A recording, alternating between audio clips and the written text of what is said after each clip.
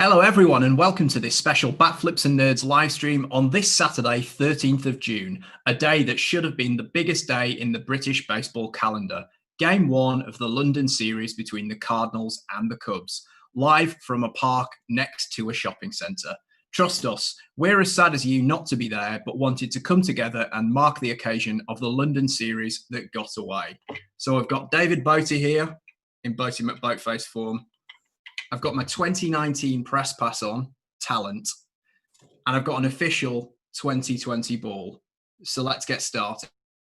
I'm John McGee, and I'll be your host for proceeding right out of the gates by two of my fellow podcasting pals, Russell Eason and Rob Navarra. Russ, how are you? I'm doing great, thanks, John. And Rob, how are you? Great. I'm missing the London series. And you feel great about that? I said not great. I'm terrible. Oh, Awful. How dare the world? Sorry, Russell, I cut you off there. Not a great start, but you've got your Puig jersey in the background, so that's the main thing. Oh yeah, got to make sure that we have the right goods on display. Goes out to the man who supposedly turned down the KBO because he still wants the MLB, which is where he should be. Absolutely love it, and you are fully kitted out in your London series merch. Hope that's an outfit you wear out around Greenwich for people to see. It's had a few displays. So I'm breaking with tradition. I'm going to put on something that people didn't think they'd ever see me wear again. It's my Boston Red Sox hat, but importantly, it's a London series hat. So I'm going to wear that for the duration. We're going to be starting talking to guests shortly, and they're going to come in thick and fast over the course of the next 3 hours. We're going to start up with Derrick Gould of the St. Louis Post-Dispatch. He'll be with us in the next 10 minutes or so. And then we're going to have Russell Dorsey of MLB.com, who covers the Cubs beat for them. And they're going to round out the first hour. But before we get to all of our awesome guests, we've got a bit of housekeeping. First up, please join in via our comments right here on YouTube below the line. Try and keep them clean. Kids might be looking. And I know for one that one of our guest parents are watching, and they definitely don't want to see you drop an F-bomb down in the comments. And if you want to join in on social, we really encourage that. The hashtag is hashtag London Series at Home, or one London Series at Home, hashtag London Series at Home. And our brilliant Rachel is monitoring socials and will be running some fun polls over on the throughout the stream. And if you are not already following, it's at batflips_nerds. And though there's no game in London right now, there is going to be some Cubs versus Cardinals. We are going to sim a game on MLB The Show. So Rob, you're looking after this aspect of the whole farrago. What's the plan? What can people look out for? Where can they find it? And who's going to be pitching? Well, what is happening is we can't do it in the London Stadium, of course, because of this horrendous virus. However, my flat in Bournemouth, and specifically the PlayStation in my flat in Bournemouth, is hosting the Cubs against the Cards today. The lineup is mouthwatering. We have Miles Mikolas going against Yu Darvish today. It's set up to be a biggie. Who knows what's going to happen? We've got stars from both sides playing. We've got Javier Baez on the lineup. We've got Goldie on the lineup too. So anything could happen. Could be a big game. Could be a crap game. We have no idea. It's happening on my PlayStation, and I believe our glorious producer is going to be streaming parts of that through our YouTube stream during this evening. Yeah, we'll be showing you the sim game at periods throughout this. You'll notice that we've got some jazzy borders around us that, you can see our names, you can see who's coming up next, you can follow us over on the socials. We can't see any of that, so you're getting the full beer of this, and we're not. So I think the sim game is up there now, and it'll be popping up now and again for you to keep an eye on. So keep an eye on that. It's the next best thing. We'll give you that. Rob is keeping an eye on that right now. And the other thing that we're getting to try and make sure that we've got a bit of stadium atmosphere is a guy who played a huge part of London Series 2019. It's our great friend and our artist in residence for this year's London Series 2020 at home, Mr. Andy Brown. How are you doing, mate? Hey, John. Yeah, I'm very good, thanks. I'm disappointed not to be in London painting the game as expected, but I'm here in Rugby. The weather's nice. The pollen count's a little bit high for my liking, but apart from that, I'm pretty good.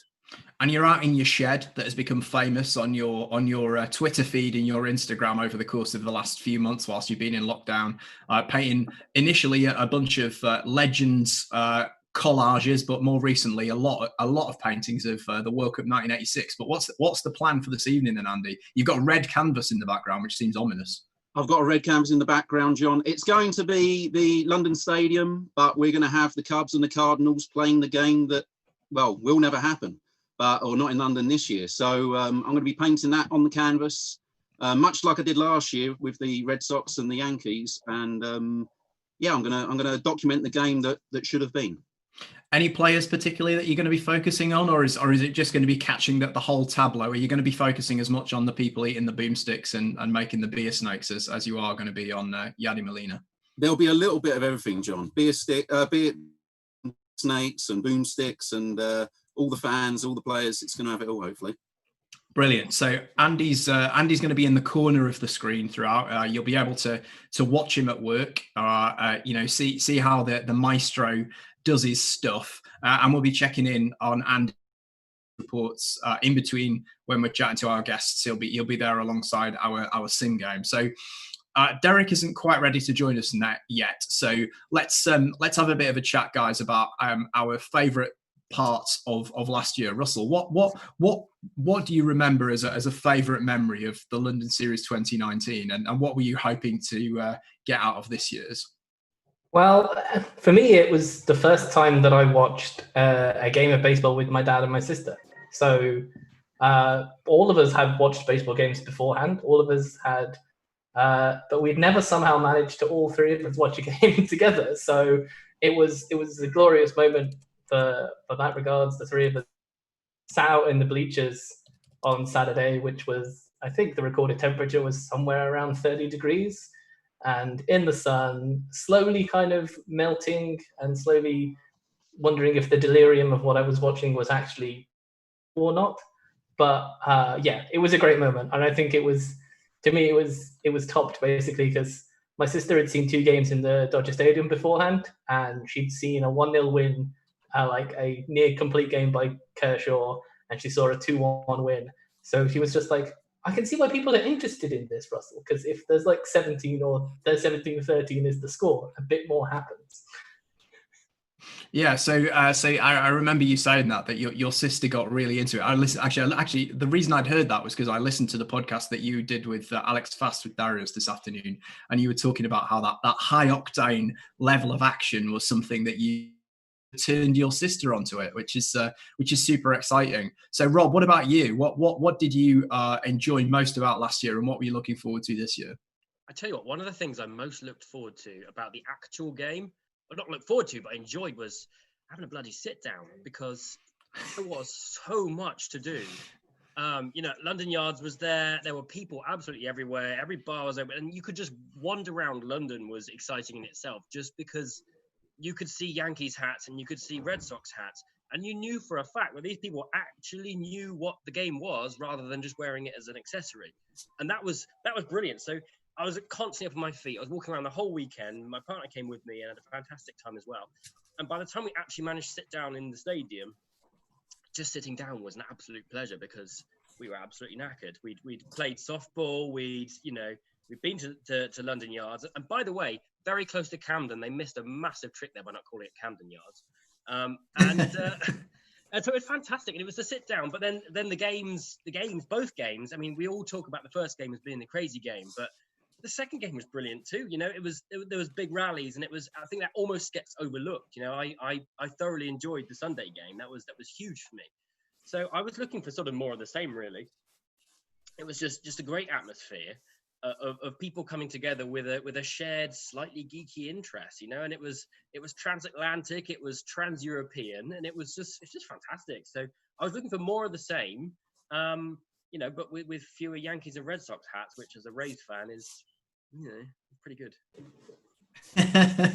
So we have a comment in YouTube from our own Ben Carter. What time is the overwhelming sadness on? I guess that it's already started there. You're missing a game where you weren't gonna be surrounded by, and I've put this hat on especially for you. Thanks, man. I was missing Yankees and Red Sox fans. That was one thing I desperately wanted, and now I've got one. Thanks. You're bringing me up. So we've already got quite a few people joining us in our live chat. Hello to everyone. People joining from the UK and from around the world, including recent guest of the podcast, the awesome umpire Perry Barber. Good morning, Perry. Our good friend Joey, the baseball Brit, has joined us from his garden in Portsmouth. Peter Pratt from Marlins UK is envious of all of our facial hair. Trust us, lockdown can do a lot of things to a guy, and it's made us all look like hobos, basically. And you haven't seen mine in the full majesty that it was a few weeks ago that had to go in the hot heat. Yeah, you are rocking an absolutely serious mullet as well, Russell, which is well hidden under that cap. Maybe towards the end of the show we'll get to see it. We obviously have not quite mentioned though that Rob does have quite a good lookalike right now. Yeah, we were very tempted to have instead of Rob Navera in the caption to have your lookalike Trevor Bauer there. Have you got over the fact that when your darling partner cut your hair, the first thing you turned around and saw was that you looked like old Tyler himself? I've got over it because I feel like I've grown through it now, and as I said, I've like you, I've gone more to the sort of trampy look. I've had the Bauer factor, and I think we're now longer than Bauer. Again, the guy is speaking sense at the moment, and it's riling me. But yeah, through Bauer and out the other side. Awesome. People are starting to chime in the comments of things that they enjoyed from last year. We've got Scott Siemens, got to be the Aaron Hicks home run, the first ever home run hit on the continent of Europe by an MLB star. Not long ball crazy, but felt like the game had really arrived. Sarah Briggs, our good friend Sarah from the brilliant Yankees podcast, The Empire Strikes Back UK. We warmed up watching John and Tom doing the boomstick challenge, hilariously excruciating. Just be glad you weren't eating that yourself, Sarah. That was honestly 15 of the most tortuous minutes of my life. It was awful. And that's not to say it tasted awful. It genuinely, that was one of the worst things. It tasted really nice. I think you had a boomstick as well, Rob, didn't you? I did, absolutely. I must confess it was a shared boomstick. I actually came off wanting more and then got ice cream afterwards. And then we wonder why I don't fit into my old clothes, I guess that's one of the things I'm disappointed about this year. I was hoping for some sort of kind of pizza sort of competition going on with the between the Chicago and the St. Louis style pizzas. They could have been kind of like, maybe, can you have a half and half St. Louis Chicago pizza? Yeah, I was looking forward to seeing a bit of a different look. Those two pizzas would have been fun. I don't think we're going to have time to recreate pizza tonight, but we are going to come back to ballpark food later on. That's going to be one of your contributions, Rob. But we're not getting cooking on that. Aha, pun intended. Quite yet, guys. I've just been told by our fantastic producer that our first guest is standing ready on deck to join us. So I'll just wait until the audio boots up, and I will introduce him. Here he is. So, hello. Our first guest is one of the best known and most respected beat writers in the US, the man who covers the Cardinals for the St. Louis Post-Dispatch. Welcome this evening and this afternoon your time to Derrick Gould. How are you doing? I'm all right. Thanks for having me, guys. I'm flattered to be invited. Thanks. It's an absolute honor and a pleasure for me to talk to you. We were due to talk earlier this year, and Russell had to step in. So Russell's here as well. So you've got both of us this time. Great. Yeah. It was. I didn't know whether to take it personally or not that you on the pod. I decided not to. Yeah, take it personally. It's happened quite a lot. That's why I've done a lot of the podcasts recently. Maybe Russell should take it personally. Russell should stop being so amenable for me being flaky, I think is the truth. So Derrick, in that podcast, which if people haven't had a chance to listen to yet, they definitely should. One of the things that you and Russ spoke about was the fact that you spent some time as a student over in the UK and know London pretty well, and it's a city that you really like. So can you tell everyone who's listening and watching at home a little bit about your connection with London and how important it was going to be to you that you were going to get a chance to come back this weekend? Yeah, there are two things that I adore more than baseball in London, and here was a chance to see one played and the other.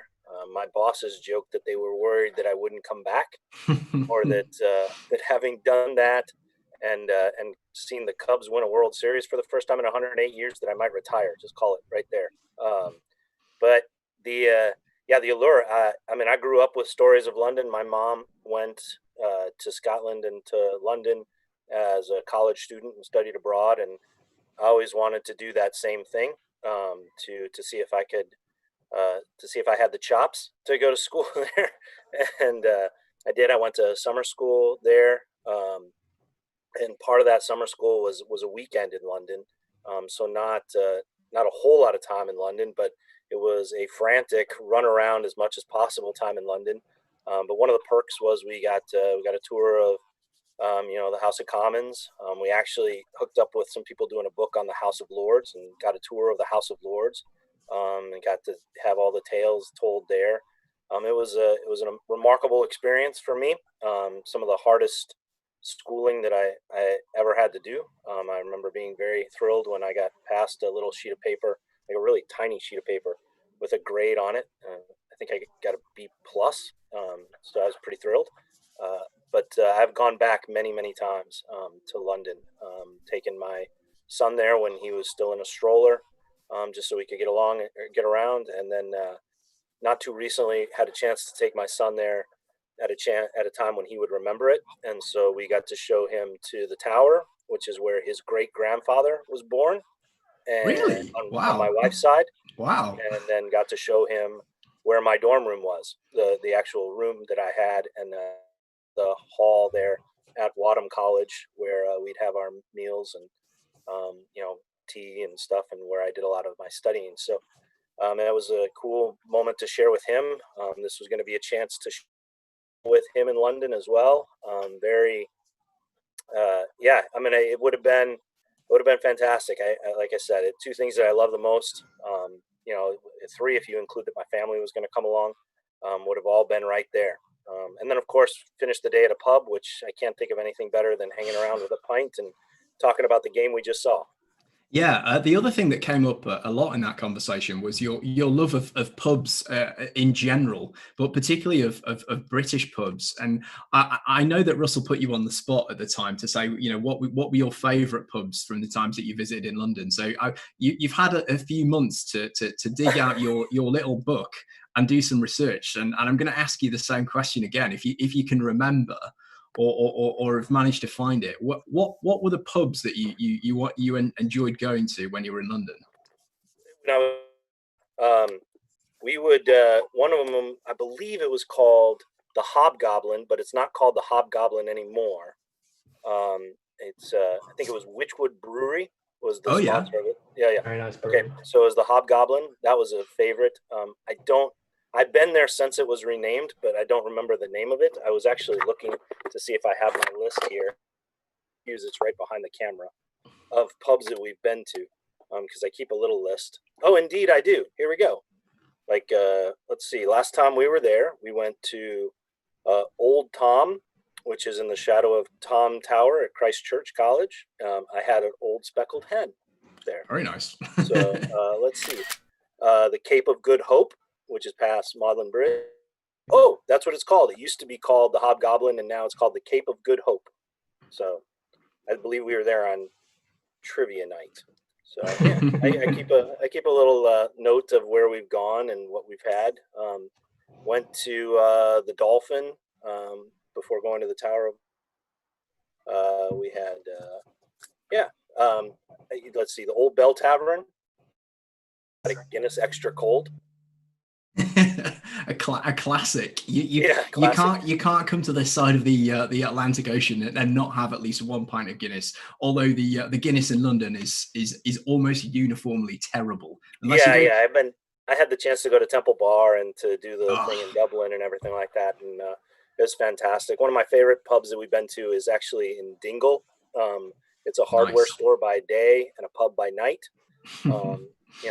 We were there during the NFL playoffs at one point in time, and they agreed to put the NFL game on I went by and I had to talk American football with the guys that ran the place, which was fun.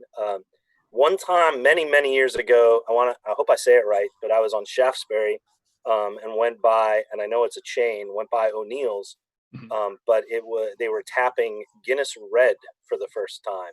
Nice. And so they were offering, do they still have Guinness Red? They don't. That was a short-lived experiment.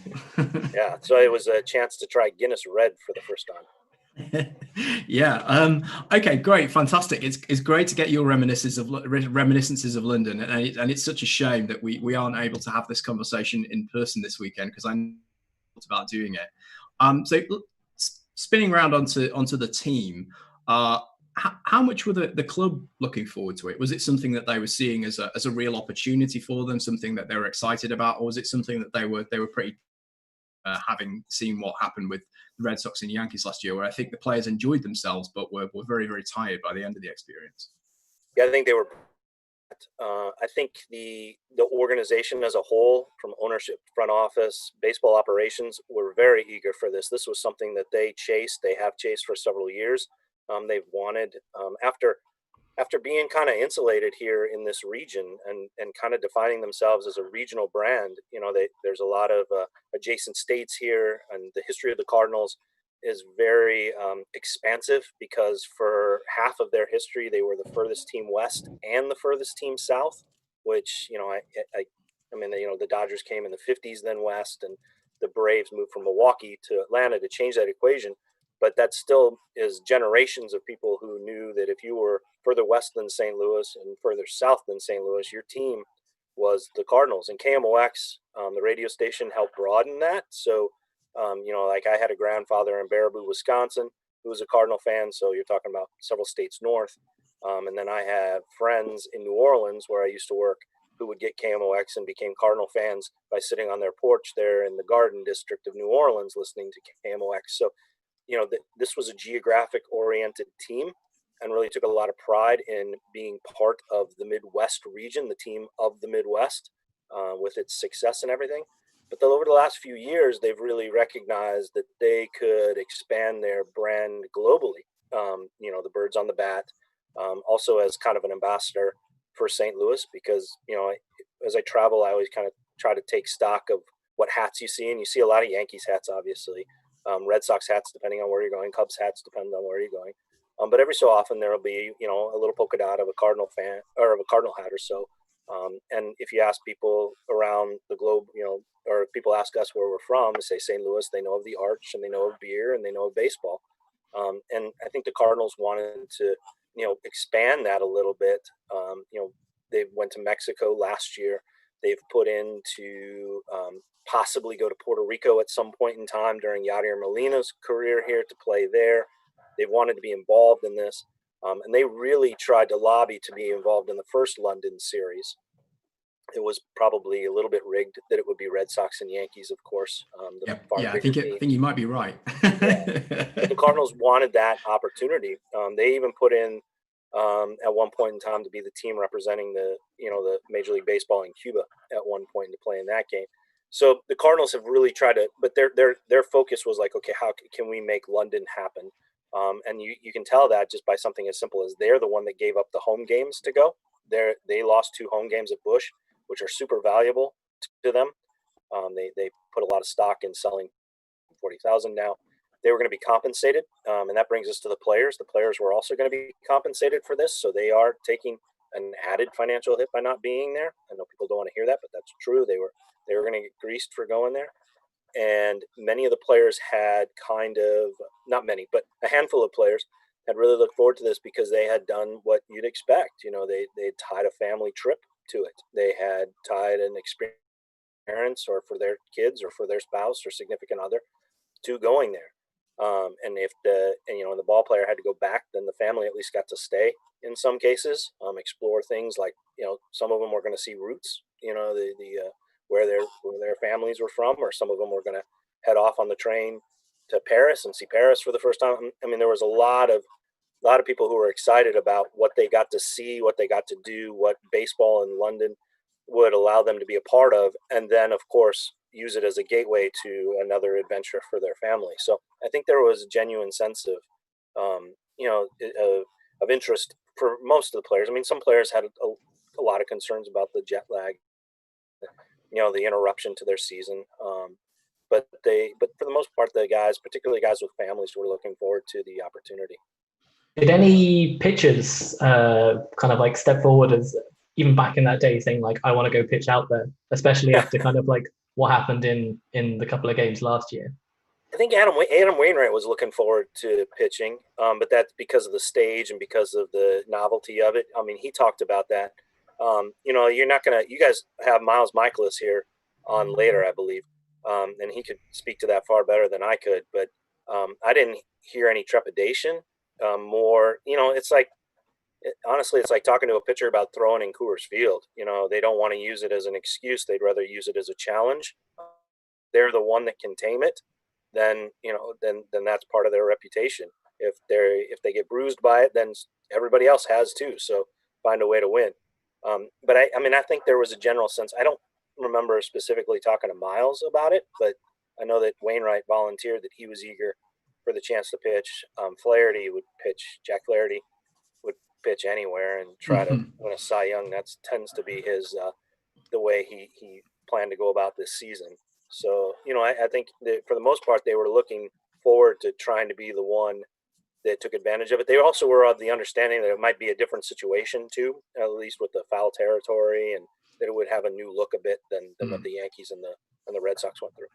Interesting. So I have a great question from LA Angels UK, obviously deciding to cross the divide here. He wondered if there was anything different in the fan perception, if you'd picked up anything from around the club of people who follow it. Were they looking forward to this chance of a holiday as much as the players? Because, we saw hundreds and thousands of people who'd come over from New York and Boston last year, and I'm assuming it was probably going to be the same from the Midwest. Yeah, I think, there were some people that were frustrated that the Cardinals were going where they couldn't see them, especially with the Cubs. Cubs-Cardinals series at a weekend in June would be a destination place for a lot of people who would drive here, be it from, the suburbs of Chicago south or from Little Rock, Arkansas north, or wherever they'd come from. So I think there was some sense of like, well, why are you taking away this, transporting it at a place that they couldn't go? But the people who had an opportunity to go were very excited. Yeah, I've heard on social media or emails from people who are disappointed. I have some friends who had planned on going. I know of a few people who this was going to be their first trip abroad or their first trip to London, and had it not go, and they welcomed the excuse of Cardinal baseball to go somewhere new and to go to one of the capitals of the world and see a new place. So I can't say that there was universal excitement about this series, because that would be unfair, because there were some people that were frustrated that the Cardinals, like I said, they're defined for so long by their region and by the states that you can get to St. Louis driving distance, or for people who have just so long made it a family tradition to come here, be it around Flag Day. This would have been the Flag Day series here in the States, which is a holiday to celebrate the acceptance of the flag back in 77, I believe.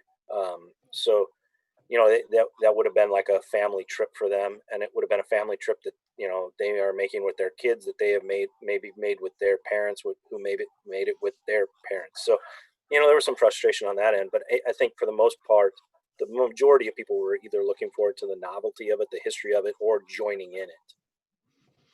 Excellent. And looking ahead to this season, assuming that there's going to be a season, I'm going to try and steer clear of that thorny subject. A couple of people are asking your take on that, and I'm assuming you don't want to be caught across that line.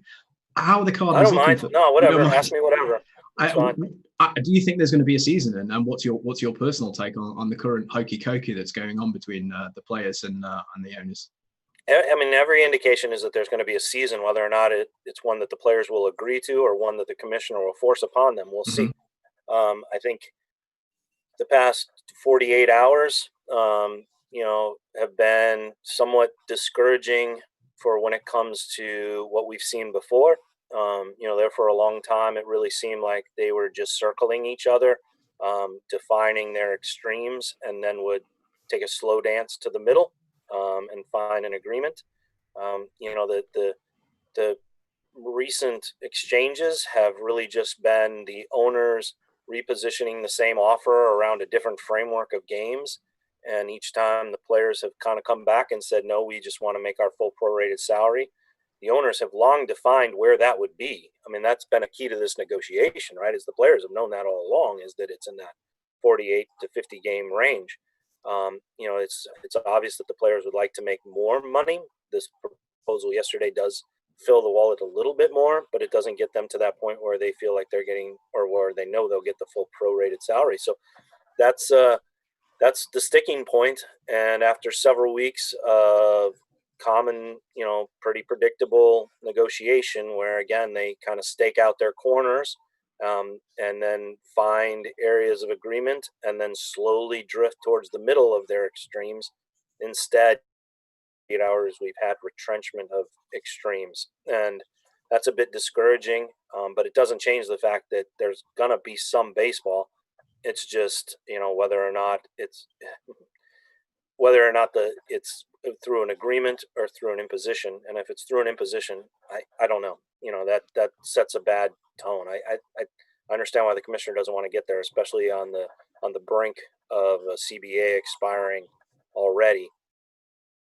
And the acrimony would be significant. I mean, you already see it on social media with some players who have been very sarcastic and pointed with their comments. One of whom you've already mentioned, and I'm assuming that everyone is watching knows who I mean. Has been Andrew McCutcheon.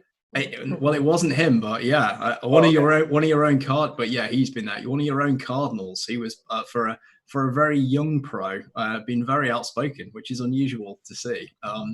Jack Flaherty, he shoots from the hip, that kid, doesn't he? Game, as they say, right? Or GIF? How do we pronounce it here? I say GIF. Yeah, we love a hard G in the UK. It's great. Okay, so GIF. Yeah, he's got a good GIF game.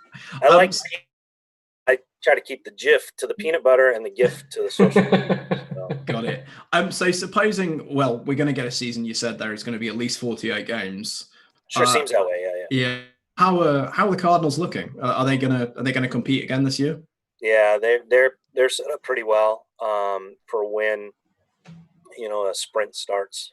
Mainly because they're going to have better pitching depth than anybody, which they'll really be able to flex at the beginning. It'll all depend on the readiness of individual players and what responsibility they took on through this really weird time in their career. Really, for the first time in their career, many of them are working towards or trying to stay sharp for a deadline they don't know. The players have compared this to the off season, but with the off season, you still know your report date for spring training. You still know where you're going to be going to Florida or to Arizona. But when it comes to here, they didn't know. They don't know what the start date is. They don't know. Does it begin? Do they need to be ready for June? Like, for example, this June 14th, June 15th, is this when spring would be starting? Or now are you looking at a June 20th, June 28th? When do you ramp up? So there's been a fair kind of unknown there. And how players attack that is going to be very apparent there to the game, but depth will help, and depth will help the Cardinals. They have as good a pitching depth as anybody, whether it's their rotation or the guys who are just on the fringes of the rotation, what would be the 6th, 7th, 8th starter. They're pretty good, they're really good. So they could sub in there pretty quickly. The question for the Cardinals has been, will be, and until they prove differently, still is offense. And how are they going to score runs? Last year, they were a phenomenal run prevention team. They were not a great run generation team. In a sprint, it's hard to know whether that will be more acute and more costly. But run doesn't slump per se. So if they get hot with run, generation, or they're better than, they have some bounce back guys or guys who just go on a streak real quick here, then they should be fine. But that's an open question, and that's the biggest question for them.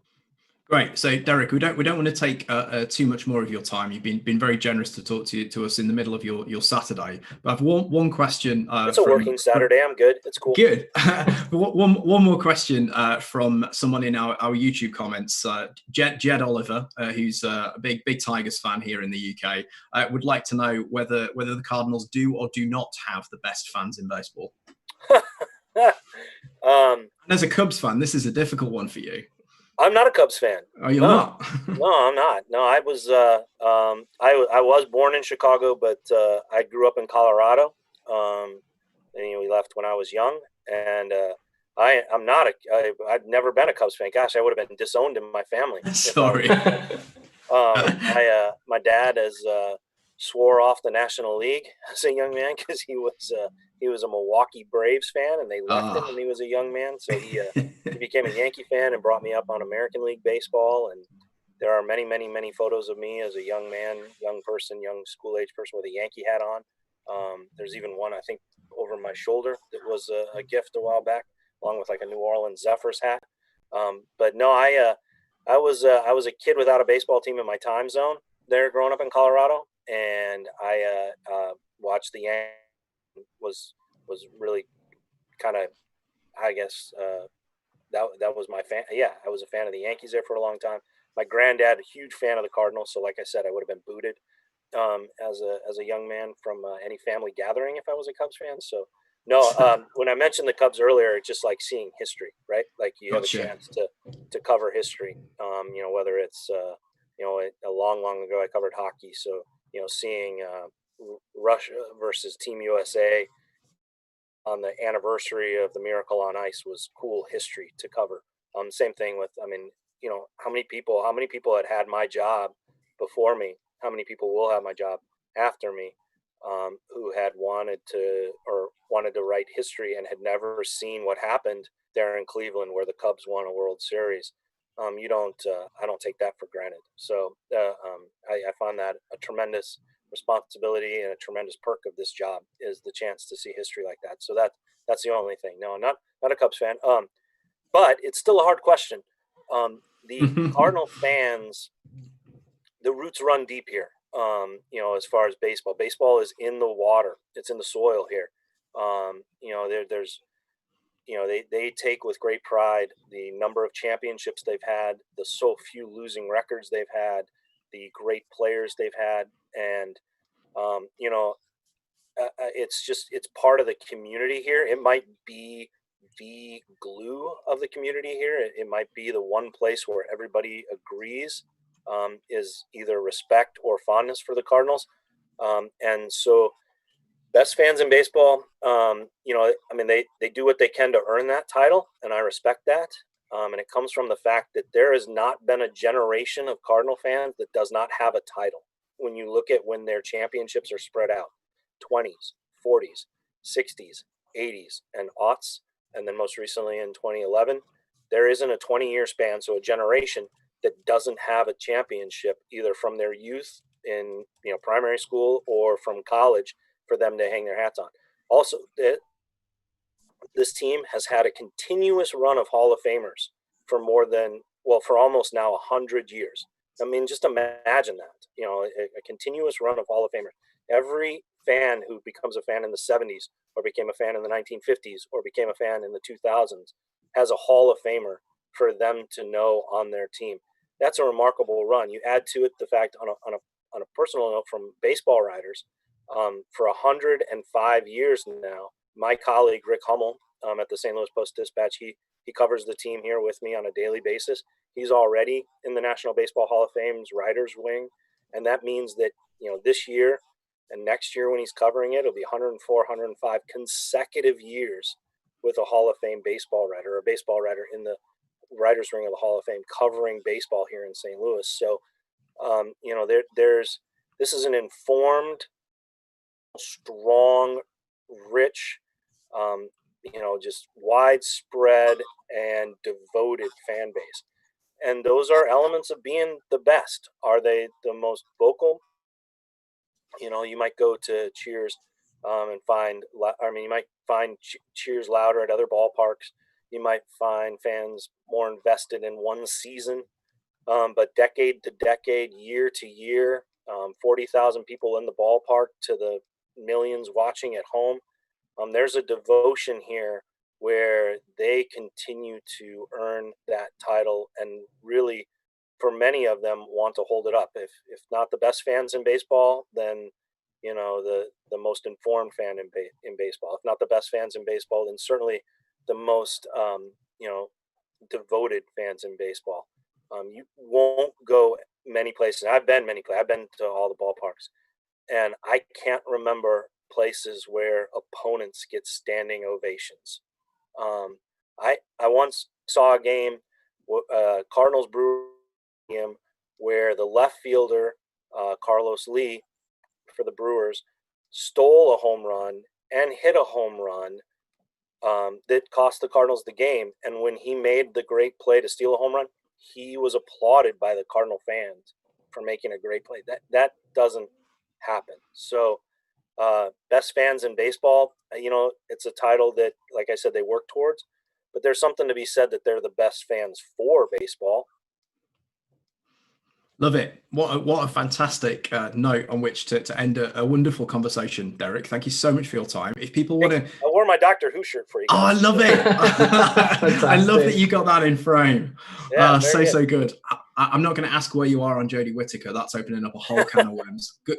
We can talk about that when I visit next, okay? Yeah, let's do that. Derrick, it's been a pleasure. If people want to carry on following your work and following the Cardinals throughout the season through your eyes, where can they find you on social? Oh, good question. I am at DGOOLD, so curious spelling of Gould, but at DGOOLD. You can also find my work at stltoday.com. stltoday.com, that's the Post-Dispatch's website, St. Louis Post-Dispatch. There is all the articles, chats, and of course the podcast that we have there for baseball, the best podcast in baseball, which riffs off the BPIB, Best Fans in Baseball, BFIB. So we just borrowed the name. And there's some fantastic episodes up there, including a great chat with our good friend Joey Mellows, the baseball Brit, who has been in the comments like Patrick Wilson from Weezer, which I think is a good shout. I don't know if anyone's. And there's of course the podcast that you did with Russ and a great pod that you did with Rick Hummel and Ann Rogers, your colleagues on the St. Louis beat, which was riffing off one of our own podcasts, which was a great honor to have Pete through. Oh, it was a brilliant idea. It was really great. It got us all talking about it for days, and it's like, you know what, we should do a podcast on this. It was great. It was really great. Great. Well, Derrick, pleasure to talk to you and to have you involved in our stuff yet again, and hope it's not the last time that we cross paths. I hope so too. I look forward to meeting you in person. You can tell me what your favorite pub is in London, and I can add one to my book. I'll tell you. I definitely will. Thanks, Derrick. Thanks. We'll speak soon. Bye-bye. Cheers, Derrick. Right. We've got our next guest joining us very, very shortly. But before we do that, Rob, where are we? What's the score? Well, I can't believe you got rid of Derrick Gould before I got to try out my fun facts on him. I've collected fun facts for both St. Louis and for Chicago. Well, there were plenty of opportunities for you to I know I tend to dominate the bandwidth, which is why you don't let me on the group pods. Just doing the interviews on my own. Well, fun fact number one for St. Louis, I dug this up today. They are known to consume more barbecue sauce per capita than any other city in the US. There you go. That's amazing. I would like to have known how much barbecue sauce Derrick regularly consumes. But anyway, moving on to the sim game. It's all happened in the first. It's been a huge first inning. It's not brilliant for our future guest, Miles. I was taking notes as it was going on. So what happened was the Cubs managed to load the bases without during the first.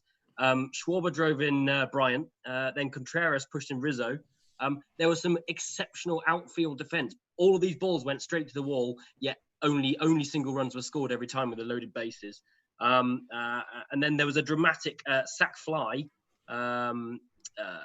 where Baez scored, and it was very, very close at home plate.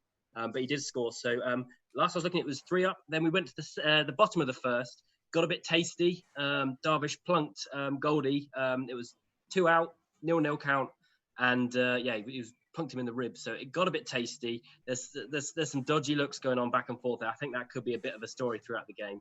And then De Jong walked, Yadi striked out. So we're currently sat, I believe, I'm a little bit delayed on where you guys are at the moment, but I believe we're currently sat in the third, and we're sat 3-0 to the Cubs. Oof. So Rachel's done a poll on Twitter about who's going to win, and the Cardinals on 45.2% are edging in front, but baseball is second on 31%. Baseball is always the winner. Great. So our next guest is on deck and ready to join us, and he will give us a Cubs perspective on the whole season and the missed opportunity that the Cubs have not been able to join us in London. It's MLB.com's Cubs reporter, Russell Dorsey. How are you, Russell? Pleasure to speak to you this afternoon, your time and evening over here in the UK. I am doing well, guys. Thank you for having me. It's unfortunate that we wouldn't be able to join you guys this weekend, but happy to talk about baseball with you guys anyway. Fantastic. So were you going to be one of the beat guys from Chicago heading over this weekend? Because I know last year, speaking to the Red Sox and Yankees, there were sweepstakes about who was going to get seats on those planes. I was not going to be one of the lucky few who made the trip over, which is unfortunate. But I think if the Cubs and Cardinals get this opportunity again next year, maybe I might be a little bit luckier. You're definitely going to be petitioning for the opportunity. Have you been to the UK before, or? I've never been to the UK. It's always been something that you want to do, and I'm 25, right? So I feel like I have a lot of time to make trips and get out and see the world. Love different cultures. Love learning about different places in the world. And so it's one of those that you just got to check off your list, like getting to the UK, getting to London, Scotland, Ireland, all these different places. And so, yeah, I think it would have been a cool opportunity just to see a lot of different places and see a lot of history. Big history guy in my family, out in school. So that would have been really cool. Awesome. And what about the club? Were they looking forward to coming over, or was there a little bit of trepidation about, had they spoken to the guys who were over here last year? Absolutely. I think Derrick had a lot of this when he was on, like you have tons of guys who are just relishing the opportunity to bring families over. I think you have a lot of guys who have kids and they have wives and they have their parents and their spouse's parents. So being able to bring those people over with them on this trip was a big draw for a lot of people. Now, of course, you have those who are just like, oh man, like, are we going to play when we get back?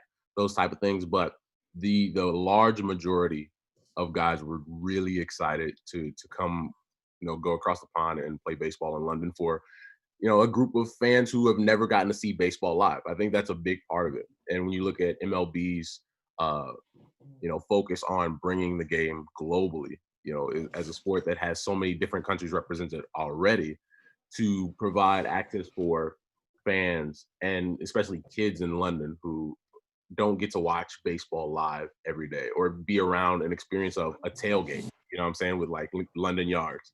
It's a great opportunity to promote the game. Even if you don't go watch the game in person, there's so many different things to do around like the area where the game was gonna be, where you're just like, okay, baseball, I can get with this, even if it's so many different hours away. Like I can understand why Americans like the tailgate, and I understand what it feels like to have that game day experience. Yeah, that's something that we obviously enjoy, and we kind of like want to kind of get on board with. So we were always hoping for that fantastic experience from new individuals who come to the games. How do you think the Cubs are looking for whatever 2020 season we actually kind of get? Yeah, I think that's a good question, considering they have a first-time manager and they have a relatively older teams in baseball have. So the focus has always been, especially in the last few years after the Cubs won the World Series in 2016, get off to really good starts, right? So if you look at this, what will be a truncated season, you have to get off to a good start, right? You don't have that, well, we can take it one game at a time, and we there's a lot of baseball left. If we're in this situation now where we're looking at 4 games, You know, it's 1 or 2 bad weeks and it's a wrap, right? So you have to get off to a good start and play good baseball right away. And so it'll be interesting to see how teams respond to something that we haven't really seen before. Specifically with the Cubs, I think they have a lot of veteran players like we just spoke about.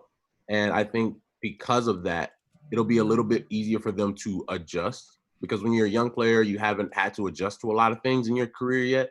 So playing a 50-game season might be different.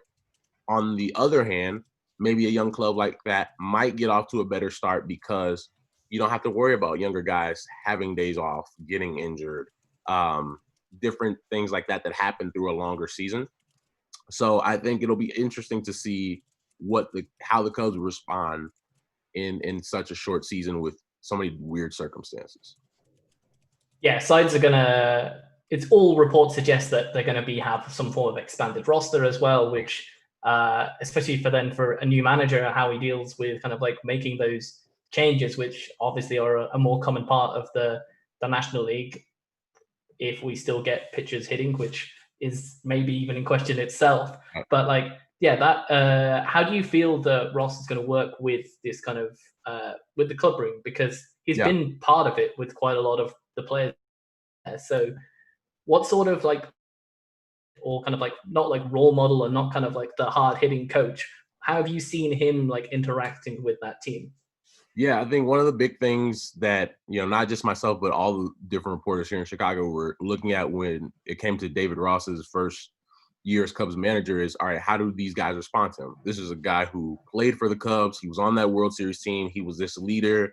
He was the vocal guy, pump guys up. And to have that guy go from being a player to now being there, some of those same 21, 22 years old, 2-year-olds when he was on that Cubs World Series championship team are now 25, 26, and that's their manager. So getting to see how they interacted, I think a thing that he made perfectly clear during the spring and even during the winter was, I love these guys. These guys were my teammates. These guys are my friends, but I'm their man. If I need to give that, that tough love, that give that hard lesson, have that tough conversation with, I'm not only willing to do that, but it's my job to do that. And for the sake of this ball club, I'm going to be able to do that. So that was good to see. Decision-making, all those different things are tough to see in such a small sample size in spring training, right? And now it'll be a lot of learning on the fly. And there's going to be a lot of that anyway, seeing as your first-year manager. There are a lot of things that don't come up during spring training that you're just going to have to get as they come along. So now in this truncated season, there's going to be that on an even different level where it's just like, all right, I have to do this, got to do this, got to do this. How do I manage my pitching staff? How do the rotation? How do I handle the bullpen? With, let's say in this case, it was 50 games, because now it's like, well, if a reliever usually pitches to 75, make 70, 75 appearances, I can mix and match a little bit differently than I would to try to maximize this bullpen and try to maximize our rotation to give us a better opportunity to win. So there are going to be a lot of different scenarios like that come up that it'll be really interesting to see how the Cubs and how David Ross specifically handles those situations. Yeah, and I think everything's also going to be treated like the postseason. Like everything is going to because as you said, like every decision matters. Like you can't like say, oh yeah, we're taking it one game at a time. We've got like 100 more games to play. Like every single decision matters. So I feel like everything is going to be under a microscope, and it will be interesting to see how he performs. No, you're right. It's with 50 games or 60 games or 70 games, every game is so important in terms of where you're positioned, if you make it to the postseason, if we get a postseason, which is another conversation. Yeah. So you have that playoff type atmosphere in every game, and the gravity of each game, you're going to be able to feel that from first pitch. It'll be interesting to see if that's felt without fans, because part of the playoff atmosphere is the fans, is the atmosphere. And it'll be different seeing games on TV, watching games live as a reporter, and you don't have that atmosphere of the buzz from 2 hours before the game, where you can feel the excitement in a stadium ready to explode. But for the players on the field and for the managers and for the coaches, they're gonna have to have that, heightened sense of, all right, well, this is not just your ordinary season. I have to flip the switch right now, because it's gonna be you normally get it's a marathon, not a sprint. Nope, it's a sprint this year. So we have to be able to flip the switch right now. So our esteemed podcasting colleague Tom Pringle had a question on that front. How are you feeling about the potential for a shortened season? Are you happy about the lower workload, or do you think it's going to be a bit more frantic for you as well? Man, I was having a conversation with another reporting friend of mine yesterday. We were at lunch, and it was just like, I already hear the questions that are going to come up. Like, how do you guys feel do you feel like you guys haven't played well because of a shortened season? Or you guys feel like you have played well because of a shortened season? Or how have all the decisions affected how you run the team because of the shortened season? And some of that will be there already. And those are some of the questions that have to be asked. But I do think, for me personally, last year was my first year covering the beat over a full season, right, as a reporter, right? And it was, a lot of people were telling me, take time. You don't want to burn yourself out. It's a long season. So having that year to kind of see like how the year plays out, and now coming into this season, my second year, and it's just like, every day there's gonna be something different. There's gonna be a lot of games in the short amount of time. I feel prepared, just seeing as how to pace yourself. It's like running. Like, you pace yourself so you don't get tired and go as hard as you can in that first week. You kind of spread things out. And I think, just for me, I haven't gotten a ton to write about, while we've been at home through coronavirus. And, you work on some long form stories and some features like that. But I just want to write about baseball, man. And having this time off, I think, has been really good, because a lot of times as reporters, you get that mental drain and you get burnt out. Even though it's something you love and your passion and your career, it's finding that balance of, work and giving yourself that rest. So I think we've gotten a lot of rest. I think I speak for a lot of reporters where it's like, listen, man, I just want to get back out there and do my thing. So yeah, go on, Russ. I'd say, yeah, you have had the chance to write about one thing though over like the last few weeks or so, which would be the MLB draft. So I'll be interested to hear your opinions on not only the Cubs, but what you thought of this very shortened draft. Yeah, I think just hit on the Cubs. I thought the Cubs did a decent job of, kind of replenishing their farm system. And, over the last couple of years, they've put a real emphasis on drafting college bats, advanced players who could make that jump to the big leagues rather quickly. And it went back to that strategy this year. And in a year where you only had 5 rounds, that made a lot of sense. Overall, I think it was from, like, I'm just putting on my baseball fan cap, it was an enjoyable experience, I enjoyed watching most of the draft. I think for 5 rounds, it wasn't, like, usually 40 rounds, that's a lot to ask a fan to watch. But for 5, it's like, okay, I understand, you got guys with their families at these draft parties because they can't be, together with the commissioner and meeting and shaking hands and stuff. So from that aspect, it was cool. From the other side, it's disappointing because, there are so many players who were draft eligible this year who didn't get drafted, and had potential opportunities taken away from them this year. And that's unfortunate. And that's the part you're disappointed about, where you feel like this year's decision to go to 5 rounds might have been a little short-sighted.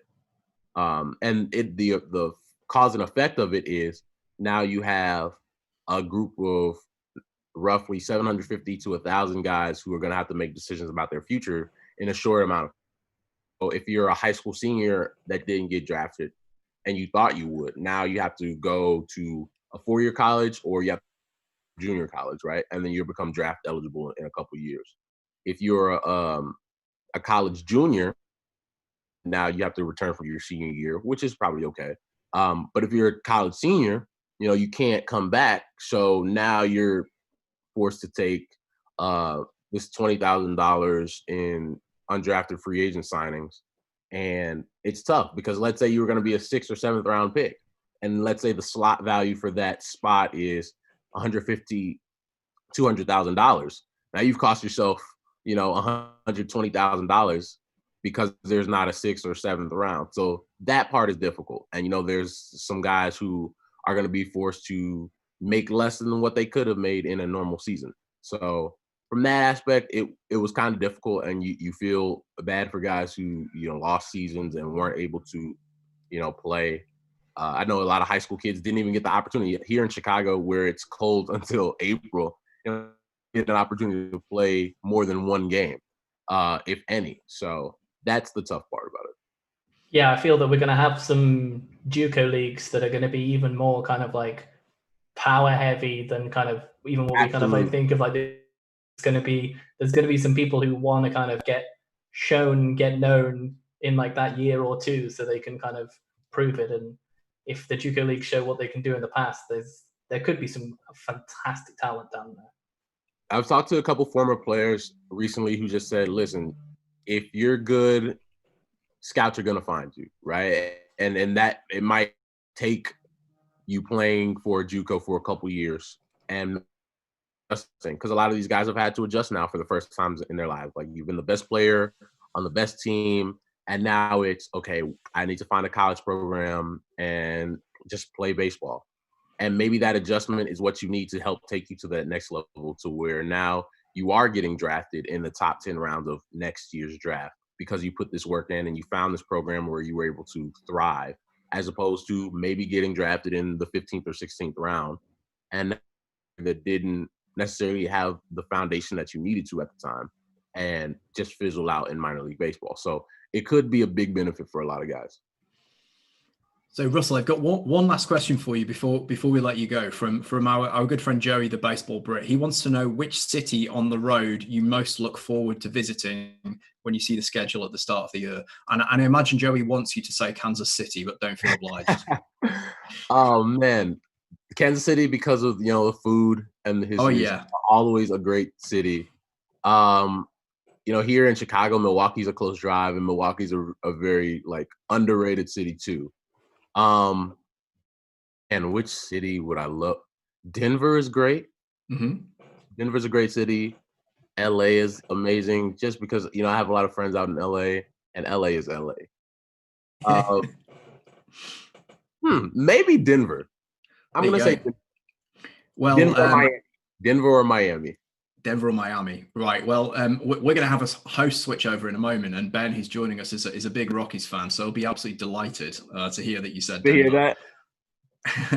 So yeah, well done. It's almost as though you knew. And just before we let you go, where can people follow your work on social, and where can they find your for your beat writing? Yeah, so for all me, work will be at MLB.com. And then you can Twitter at Russ_Dorsey1, and then on Instagram at Russ_Dorsey. Brilliant. Russell, it's been an absolute pleasure. Hopefully we can cross paths again when we know there's going to be a season and chat to you about what we think we're going to get from the Cubs. Absolutely. Thank you guys so much. Talk to you soon. Cheers, man. Bye-bye. Cheers. Right. As I alluded there, we're having a pitching change, and we've got another guest coming up very shortly. So Russell's going to take a bit of a screen break. I'm the only idiot who volunteered to do this for a full 3 hours. Russell's going to be back with us at 8 o'clock. But replacing him, called up from the low minors, it's Ben Carter. How are you? I'm very well, John. Pleased to be called up to the big leagues. You guys are doing a great job. It's got a lot of pressure on me here. Yeah, you sound like you're in a cupboard. Really? It's all right. Obviously, I'm not in a cupboard, but that's the ambiance I'm giving off.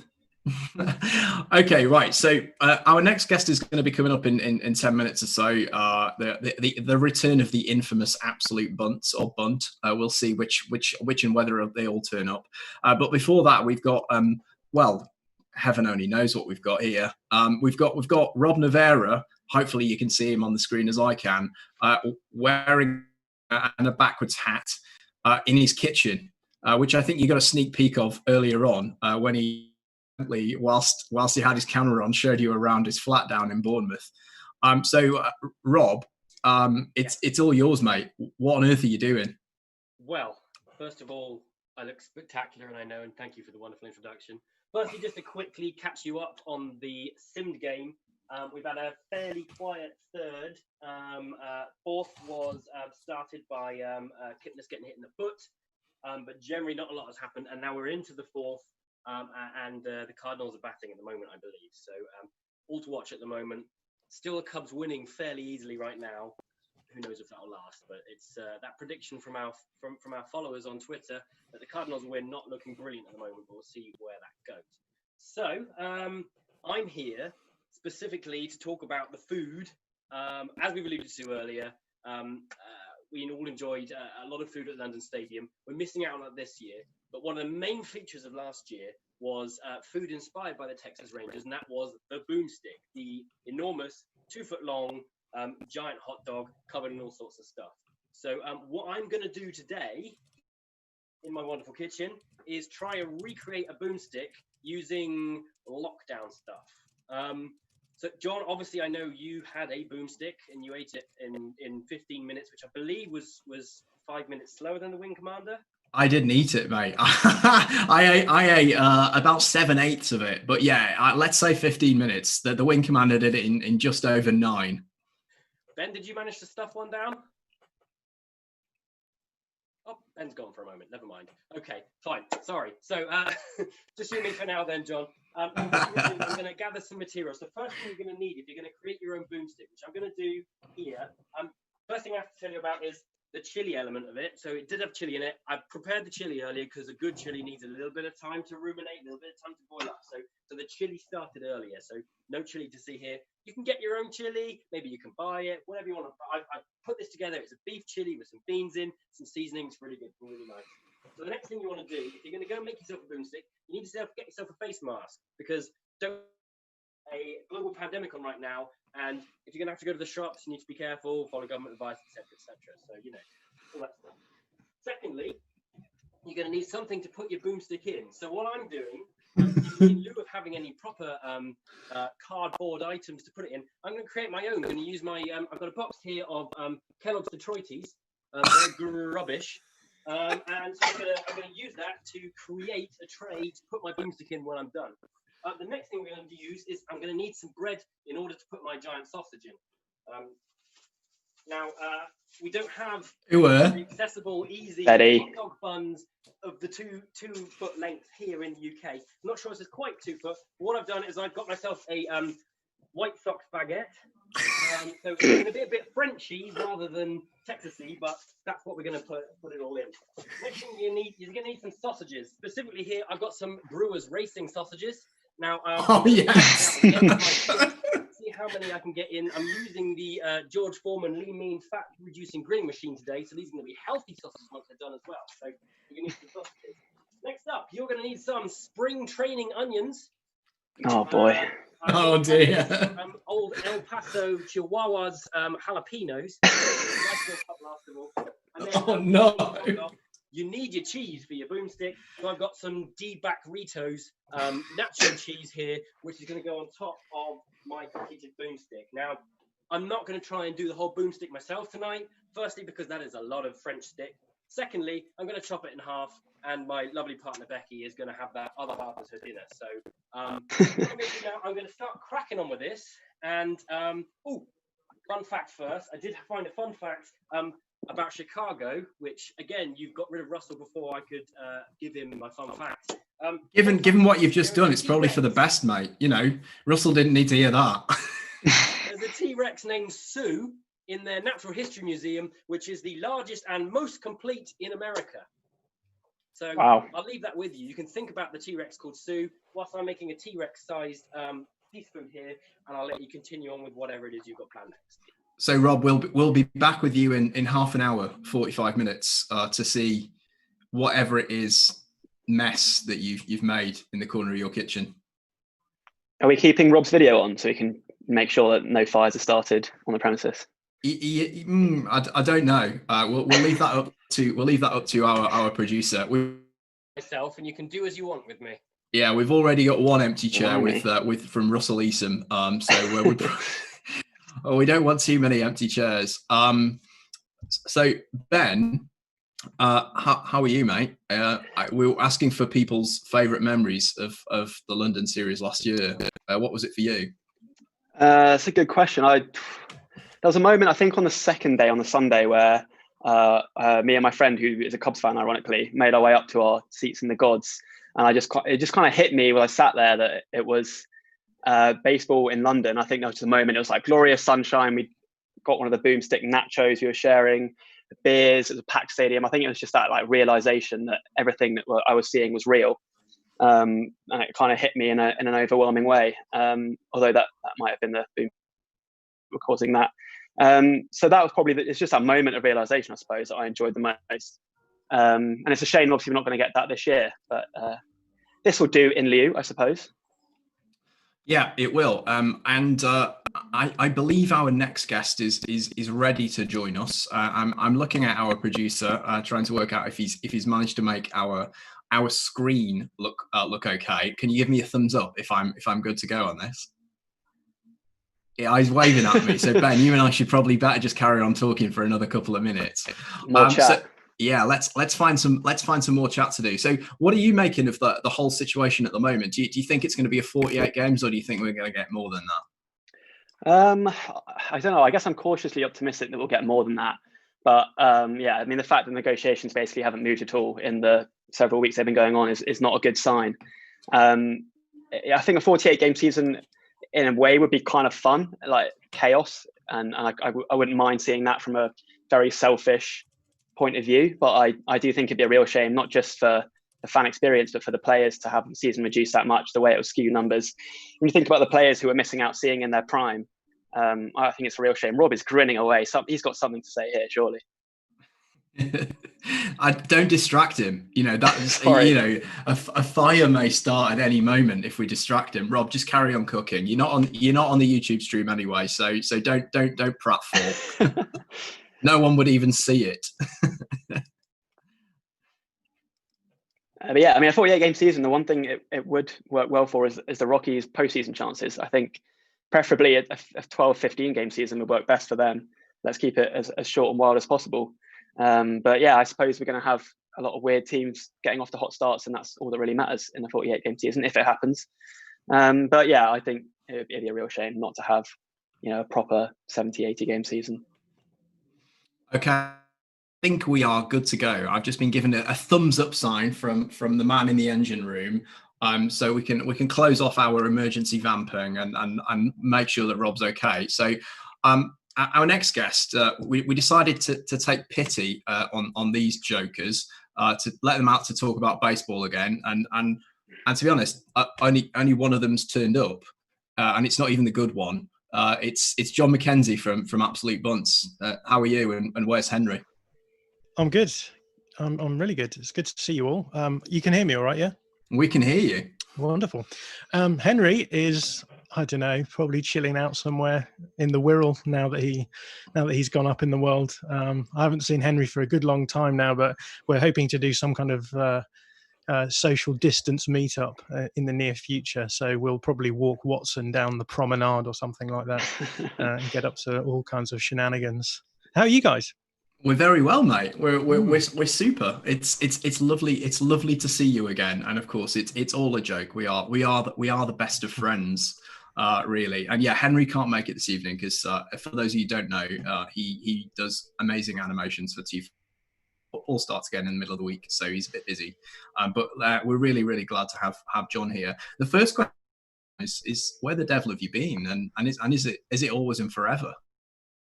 Yeah, it's a funny one. I kind of stopped doing podcasts, but we did, and we were planning on bringing them back. But apparently, baseball has decided that it has more important things to do than provide us content. So until the baseball's back, I don't think we'll be putting anything out there. But you've been following the KBO, haven't you? Or at least certainly you've rebranded to fit in with the current KBO bounce that everyone's feeling. I was watching quite a bit of KBO, but then, as you've mentioned, football came back, and obviously I work in football as well. So both Henry and I have been overwhelmed with work, because weirdly the break from football has meant that the return of football has just produced a huge amount of work for us to do. So I haven't been managing to keep up with the KBO quite as much as I would have liked, but I was supporting the Kiwoom Hero, which was good fun. Lovely burgundy uniforms, those guys. Lovely aesthetic. Very, very, very nice choice. Who's your team in the KBO, Ben? Have you even got one? I don't really have a team, no. I've been watching bits of it here and there. I think that the Dinos would be the team if I was pushed to choose, but it feels like a bit of a bandwagon choice, that. So I don't know if that fits in with my general aesthetic, being a fan of the Rockies. So no, I would like to watch more of it, but I haven't. Since the beginning of the season, I haven't got to watch much of it. Although you guys are obviously keeping me up to date with the chatter on the channels. You're on Team Batflip, mate. That's what you're on. That's right. Well, every team is Team Batflip in the KBO, which is why we love it so much. So, John, I wanted to ask you about your experiences of the London series last year. It was we saw you several times over the course of the weekend, spent some time together, socialising with you and around about the games. How did you find the whole experience? Like, if you don't mind speaking for both of you, as guys who were relatively new to the sport, learning about it, I got the sense from talking to you that it was a little bit overwhelming at times for you. Yeah, it was. It was a really strange experience, I think, for both of us. I'd never been to a baseball game before, and Henry had been to a few in the US. And for me, I think it was a lot of the. I really enjoyed the experience in terms of the game day. I went on the Sunday, and it was just a completely different way of watching sport as a consumer. I'd never experienced that kind of thing before, and I found that side of things really quite enlightening. I really enjoyed the experience of baseball. I'd been watching the cricket quite a bit that season. I had a season ticket at Surrey because it was so cheap, and it's obviously there's a huge amount of crossover there with the way that you watch cricket and the way that you watch baseball. But I really enjoyed just turning up early, hanging out with people, really getting the vibe going, and just the whole notion of it being a game where you can sort of dip in and out. And so I thoroughly enjoyed. Obviously, the weather was fantastic for the 2 days as well, and it was great to see everyone that we'd met through doing the baseball stuff. But in terms of the wider weekend, it was a huge amount of baseball, and it was a huge amount of events that were on as well. So I think between the two of us, and what with it being so hot as well, I mean the Saturday was just absolutely baking, and I think like by the end of the weekend we were well and truly zoned out. But yeah, it's a real shame. We were really looking forward to the London series this time round. Obviously the Cubs were playing, so the Cubs are the team that I follow, and the plan was. At the time, I was living on a canal boat in London. The plan was to just park the boat up near the London Stadium and enjoy the series from there. But the coronavirus put paid to that, and so I now find myself in South Cheshire, back at my parents'. So it's a really sort of poignant weekend for me because it's a year ago, and how much has changed. Yeah, definitely. And you and Henry, of course, watched game one together in Henry's house. You had your own stay-at-home hat shows. I wonder if you've got the recipe knocked up. Maybe we should have had you in the kitchen with whatever the hell Rob's doing. Yeah, that was Henry's invention. I don't know that they were the most comprehensive and complex nachos of all time, but they certainly tasted good to us. And yeah, Henry's got a selection of upturned baseball helmets that you can use as bowls, and so the die was cast. It was good time. And with Henry, so much of my experience of baseball recently has been tied around with just sort of hanging out with Henry and us talking about it. That it was great fun to spend a lot of time with him as well over the London series last time. I wanted to ask you about the feedback that you got for what you were doing, because you garnered a fan base that was pretty global. You had some big names in the baseball world being in touch with you, say that they really liked what you were doing and thought it was great fun, engaging, and a really different look at baseball. Did that surprise you? I think both of us were always a little bit hesitant about what we did because I think to a lot of the stuff that we were doing, we just didn't really know what we were doing. We just sort of, we went into the sport well, we went into the sport just wanting to talk about something that we both enjoyed. And I think part of what we enjoyed about it was the fact that it is a sport that's played in a completely different context, a different culture. And us coming from the UK and being so involved in football, nice to have an experience of actually not knowing much about a sport, but at the same time that meant that we were filled with a sense that, you know, we were really running roughshod over a lot of baseball culture, and I think that was typified for us most in our sort of parody of Bob Gibson, where, you know, we literally came across Bob Gibson on a Wikipedia entry, and we just thought it was hilarious that someone who was like one of the biggest guys in the history of the game had a name that made him sound like an accountant from Daventry, and we based our parody of him on that. And whilst we did it because we found it funny, and so much of what we, you know, something we found something humorous, we just sort of went and did it, and went into the whole project just kind of thinking, well,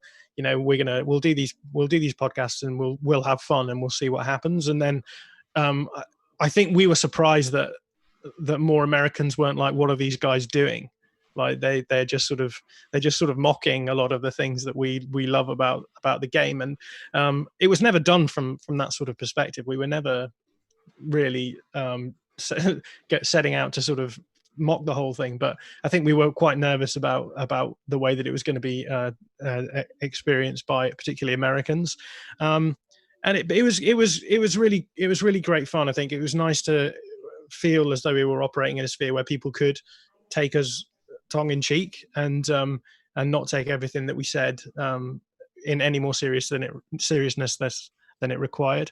And yeah, we really enjoyed it. And I think it was more like a confluence of different external events that meant that we didn't carry on with things. And I think I certainly really miss doing the podcast. I really miss watching baseball, actually. And I really miss, you know, just prattling around with Henry on a podcast, basically, which was essentially all it was. So we've got a few comments here, including one from Cats I Don't Know, and my cat is obviously making her presence known. Exactly right. John Mackenzie doesn't speak for me. I wonder who wrote that. Amazing, Henry. We love you, and it's absolutely great to see you. And yeah, Bob Gibson. Did you get any particular feedback about old Bob? Was that something? And I know that I loved it. It's always a favourite from me. But did you get anything from anyone in America or any Cardinals fans who said you may have been sort of overstepping the mark there? No, we really didn't. And I think a lot of the paranoia was just from our side of things, that we were worrying too much about something that wasn't really the case. And I think we made a point of trying to turn it into seriousness at a few junctures. So we did a sort of special episode where of what happened in Bob Gibson's life, and we found out a little bit more about him. And I think that episode went down quite well. But yeah, there was really not much negative stuff. But I guess the people who came across us were probably already really hardcore fans. And we were quite lucky in sort of we were sort of pushed by you guys in particular, and I think that the sort of person who loves baseball will see the funny side, hopefully, of what it is that we do. And yeah, fortunately we didn't have to stave off any mad Americans with baseball bats. So were you concerned at all that as you guys went on this sort of journey of baseball discovery and learned more about the game, that it might almost make you too informed about the game and take away the fact that you're coming toward this cold? I remember listening to, it might have been your first episode where you went through the lyrics to Take Me Out to the Ball Game. And I just never even thought about the lyrics in that way before, and the way that you came at it, like, let's actually break down the words we're using here. I think probably for a lot of baseball fans was like, okay, now we stop and listen to it. That is a little bit weird. Were you worried that as you baseball informed that you might lose that knack for spotting stuff that actually is a bit odd on the surface? Well, yeah, and it's really fascinating because I think there was an extent to which Henry maybe hammed things up a bit towards the end. Now Henry will claim that he doesn't know anything about baseball, But Henry is obviously a smart dude, and I think we did kind of feel the need for us to sort of do that sort of good cop bad cop approach to things a little bit. We never actually really talked about this, but I don't think there was any danger that we were going to get to a position where we were causing you guys any threats in terms of knowledge of the game. But I think what we really did well, and it's one of the few times I've been on a number of podcasts and run a few and started a few, and the Absolute Bunch was one of the few ones that really clicked. And I think it was because the baseball side of things was maybe just a sort of background thing, and it allowed us to sort of vamp on different ideas. We obviously had the humor side of things, and we used the baseball as a sort of jumping in point, but we developed sort of tropes, we developed jokes, running jokes, we did crazy things, and in many respects we could have perhaps done it about any topic that we didn't really know anything about, and I think as a result of that, the baseball was always just a sort of facet to just keep things ticking along, running over, and give things a certain sort of direction. Baseball is obviously a topic which is endlessly complex and endlessly repeating and endlessly growing. I don't know everything about baseball if you tried, and so I think that was another reason why it worked as a topic for us to base our podcast around. So I think however good we might have got at knowing what was going on in baseball, I don't think it ever would have been the case that we would have got to a position where we would have come across as being pros, as it were. So I think that we were sort of lucky in that regard as well. So Henry is providing a running commentary on everything that you're saying, John. Which as a guy who's a philosophy scholar, he's dissecting all your words and turning them back on you. He says you're kind to say that he was hamming it up, but he really is incredibly dense, and that you cannot fake this level of ignorance. Would you like to rebut that? Well, I mean, he makes a plausible case, and if you've ever met Henry, you'll know what he is talking about. But I think a lot of it did come down to the fact that we were playing characters to a certain extent, and a lot of the stuff that we guys do in terms of our repartee between forwards is testament to that, I think. It was I think so much of what worked about Absolute Bunch was the fact that Henry and I have a sort of weird chemistry. Maybe that's not a route that we want to go down, but I think thinking back on it, so much of it was just about the fact that there's Henry and I really didn't know each other that well before we started the podcast. We met at a football quiz in London, and I said, "Oh, I like baseball," and Henry was like, "Baseball too," and then I was like, "Who do you like?" And he said, "The Cubs," and I was like, "Oh, I like the Cubs too," and then on the basis of that, we decided to do it. I don't even know how, and I don't even know how I persuaded him to ever come on mic with me. But when we did a few, and it sort of went down well, and it worked, sort of went from there. And yeah, I think so much of it just came down from the fact that word is incredibly dense. So, John, you sort of teased there that you were planning to come back, and then baseball got in the way, or the baseball gods and the coronavirus gods got in the way. Are we going to see more Absolute Bunts over the course and when it arrives? I'm assuming people want to know the answer to that question, if you're willing to give it. Yeah, I think there's a few things that we definitely would like to do. I think the hashtag special has become something of an institution. So when the clubs release their hashtags, we will obviously have to do a review of those because that's our speciality. There's also, I think, the need for another draft episode where Henry and I go through a draft and have to pick people that we don't really know. I think that went down quite well last time as well. And yeah, maybe a couple here and there. As if it's a shortened season, I think that will work quite well for us as well. It will maybe feel like less pressure to commit to doing a season. So I certainly hope that we will be able to do something. I think a lot of people are hoping you have a few more baseball songs in the pipeline too. I think they were particularly popular. Don't know how much effort they were, because they were a work of art, if I do say so myself. But I think they'd be greatly received. Yeah, well, as I mentioned before, I was living on a boat, and it was a lot harder to produce songs on a boat. Now that I'm back at my parents', I feel quite less guilty about belting out 80s classics with just my mom downstairs. So maybe we'll get on those a little bit. Yeah, so I appeared on your podcast once, and I offered to do a song, which I don't think you were quite expecting. And believe me, I will not be offering ever again should you invite me back, because that took so much work. Yeah, those treat. If anyone following on the stream or picking up later hasn't had the pleasure of listening to John and Henry's odes variously to Rizzo was a personal favorite. Life is Peaceful there. Joe West, Life is Peaceful there, and many others. And Mike Moustakis' mustache was a good one. Yeah, and my own Puig Lights My Fire. Take that classic. John, it's been a pleasure talking to you again, and such a long time, and hopefully we get to do it again soon. If people aren't following Absolute Bunts, where can they get a hold of your nonsense? Yeah, so head over on Twitter to at Absolute Bunts, and any future stuff that comes out will be on there. But you have been warned, it is very silly. John, speak soon, mate. Been a pleasure. Good to see you guys. Take care. Cheers, John. Cheers, John.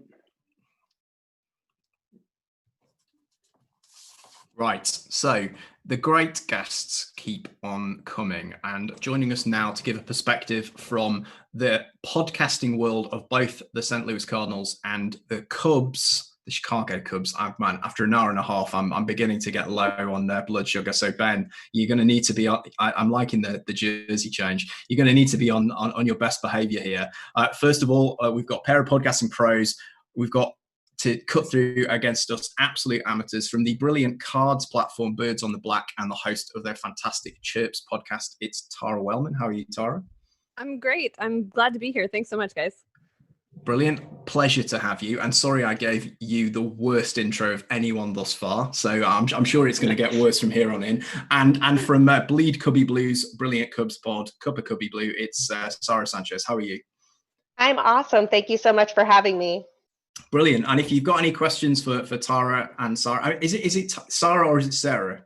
It's Sarah. Sarah, so sorry. So correct. It'll be Sarah from now on. You both got terrible intros, so at least you're equal. Consistent. Brilliant. Send in your questions in the comments or using the Twitter hashtag London Series at Home on social. So let's start a little bit by talking about your two podcasts. So we'll start with you, Tara. You produce Chirps on the Birds at the Black platform, and you've had some fantastic guests who talk about Cardinals. Can you tell guys who aren't following you already why they should be following Chirps and what they would find there? Yeah, well, right now you'll find a lot of us trying to figure out what to talk about without baseball happening. So if you want to enjoy that adventure, please come along for the ride. No, but we started, obviously it's a Cardinals blog, and my co-host Alex come at baseball from different perspectives sometimes. So it's really interesting. He's great with digging deep into the historical analysis and pulling out memories or stats or things that I would have even thought to look for. So that's always fun. He usually presents that in what we call the Chirp of the Week. And it's a factoid or a nugget from him in the past that he brings out to share with everybody. Otherwise, we try to kind of focus on maybe one topic or one player. When there's baseball happening, it's, as you know, hard to keep up with a game that happens every day. So rather than just recapping everything that happened in the week, we try to focus in on one particular thing that we were intrigued by and talk about it in ways that we hope entertain people. And they keep coming back, so it must be entertaining to somebody. Great stuff. And Sarah, what about Cup of Cubby Blue? How long have you been doing that, and what can people hear if they want a bit of a Cubs take on the world? Yeah, so we started Cup of Cubby Blue last May. It was actually the same weekend that Kyle Hendricks threw his 81-pitch Maddox against the Cardinals. Sorry, Tara. But it started. That's what we wanted. It started, and that was great. It's me and my friend Andy Cruz-Vanasek, who is a Cubs fan living in St. Louis, actually, and we do a series-by-series breakdown of what happened with the last series, what we're looking forward to for the next one. And also just like a whole lot of us bantering about baseball because it's literally our favorite things. Brilliant. So if you're not already loading up on your Cards and Cubs ahead of the forthcoming season, fingers crossed and touching wood here, make sure that you get those into your heavy rotation. So I want to ask both of you what this rivalry means to you. It's one of the most heated rivalries in baseball, but it's a little less understood perhaps than the one between the Yankees and the Red Sox. So Sarah, can we start with you? What is it about this rivalry that makes it so hard, so heated, and so fun? Well, so I'm going to start. I lived in Boston for 6 years, and so I know the Boston Yankees rivalry. The Cubs-Cardinals rivalry is just as intense, but a lot less like brutal at times. Like I've never heard Cubs fans chant, Cardinals suck the same way I've heard Red Sox fans chant Yankees suck, So that's one thing. It's a little bit friendlier. I think that both of us have fan bases that are super knowledgeable about the game. Both teams travel really well. So if you're anywhere in the NL Central, you're going to see Cubs gear, you're going to see Cardinals gear, whether they're playing or not. And so it's just kind of been one of those things where two teams with really strong fan bases with a lot of knowledge of baseball happen to come at each other again and again. And I will say that for most of my life, the Cubs were kind of on the bad end of this. Like I have swore and thrown things and been very upset about what I call double bird magic on more times than I can count. But I think something shifted in 2015 when Kyle Schwarber hit that home run that is still on top of what I call the Schwarboard at Wrigley in the playoffs. And since then, it seemed a little bit more like the Cubs have gotten their fair share of lucky breaks late. So it's just one of those really intense, lots of good stories, and frankly, two fan bases that I think if pushed would say they appreciate each other. And what about you, Tara? What would you say is the key to this being one of the great rivalries in US sports? I would absolutely agree with that in that I think this rivalry makes both teams better. It makes the division better. It makes it more interesting in the Midwest. I perspective on it because my dad is from St. Louis. My grandmother lived there for forever, but I actually grew up, and Sarah can relate to this as well. I actually grew up in Utah. So I didn't come at it from the sense of the regional loyalty growing up in the environment of Cubs versus Cubs. That said, where I live now, I'm actually closer to Chicago than I am to St. Louis. So I'm surrounded by the rivalry all the time. And it's a point of unity when you find someone who is a fan of the team that you're a fan of, but it's also a talking point. It's a conversation starter for everyone in this area. Are you a Cubs fan? Are you a Cardinals fan? Right. And I happen to be dating a Cubs fan now, which is an interesting challenge, but it's even in that, like Sarah said, we appreciate each other because of the loyalty to the team and the knowledge of the sport, and just baseball's more fun when there is a rivalry. And those between the Cubs and the Cardinals, Sarah, even in those years where the Cubs were maybe on the short end of the stick more often than not, those series between the Cubs and the Cardinals, you never know what's going to happen. And even in the worst Cubs years, we'd go into those series. And as a Cardinals fan, I was like, I have no idea. I have no idea what's going to happen. And it's the rivalry in those moments that makes it so much more fun. Brilliant. And what did you both think when you saw the announcement about this time last year that two of your prized games of this rivalry were going to be taking place thousands of miles away over on this side of the Atlantic Ocean? So I was super bummed because every single one of my friends in Chicago was headed to London this weekend. I think I was the only person in my neighborhood who was not going to London this weekend because I had some other work obligations that I couldn't move.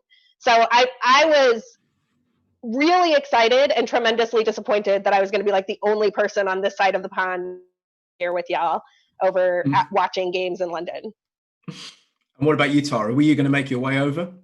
I was trying to figure out how to move the pieces around to get there. Unfortunately, when baseball went on hold, I also had to put those plans on hold. And obviously now we know how that played out. But I was thrilled. I love the idea of giving people the experience of baseball in places around the world. It's been so much fun to watch the game kind of move around a little bit and allow fans from other countries and other, parts of the world to experience the game up close and personal. I think it's one thing to watch baseball on TV. It's something entirely different to experience it in a stadium full of people. And that's true with all sports, right? But when it's a sport that doesn't get the same attention, people don't have the same access to it, I think it's really exciting. And for a sport that is constantly talking to expand its fan base, I think to introduce more people around the world to it. So I was excited. This series somehow means a lot to the front office for the Cardinals, and they're willing to kind of give up home games and try to make sure that it happens. So I think they see it from the same perspective. And I know that there's some weirdness about travel and how you recover from that trip and get back and play the next day and all those things. But it's an awesome experience. I think everybody was really looking forward to it. Was there any degree amongst fans of resentment when it came to potentially losing 2 games, such important games, rivals to the UK? Was there any, I mean, I'm sure you guys sound super positive about it. I'm sure there were some fans out there who felt that it was a bit of a waste. Yeah, definitely were some people who saw it that way. I think the majority of my circle of baseball fans was, even if they weren't as hyped about it as I was, they were totally fine with it and not really that concerned. There were some people who certainly saw it that way. And I can understand that from the perspective of, if you're a season ticket holder and all of a sudden for that game, you have to go to London or whatever the case might be. So there are some logistical things that obviously get more complicated when you start moving those series around and taking away home games, and the people who work at those home games now don't have those games to work. So it presents a lot of pieces to shuffle. Definitely not everybody was as excited about it as I was.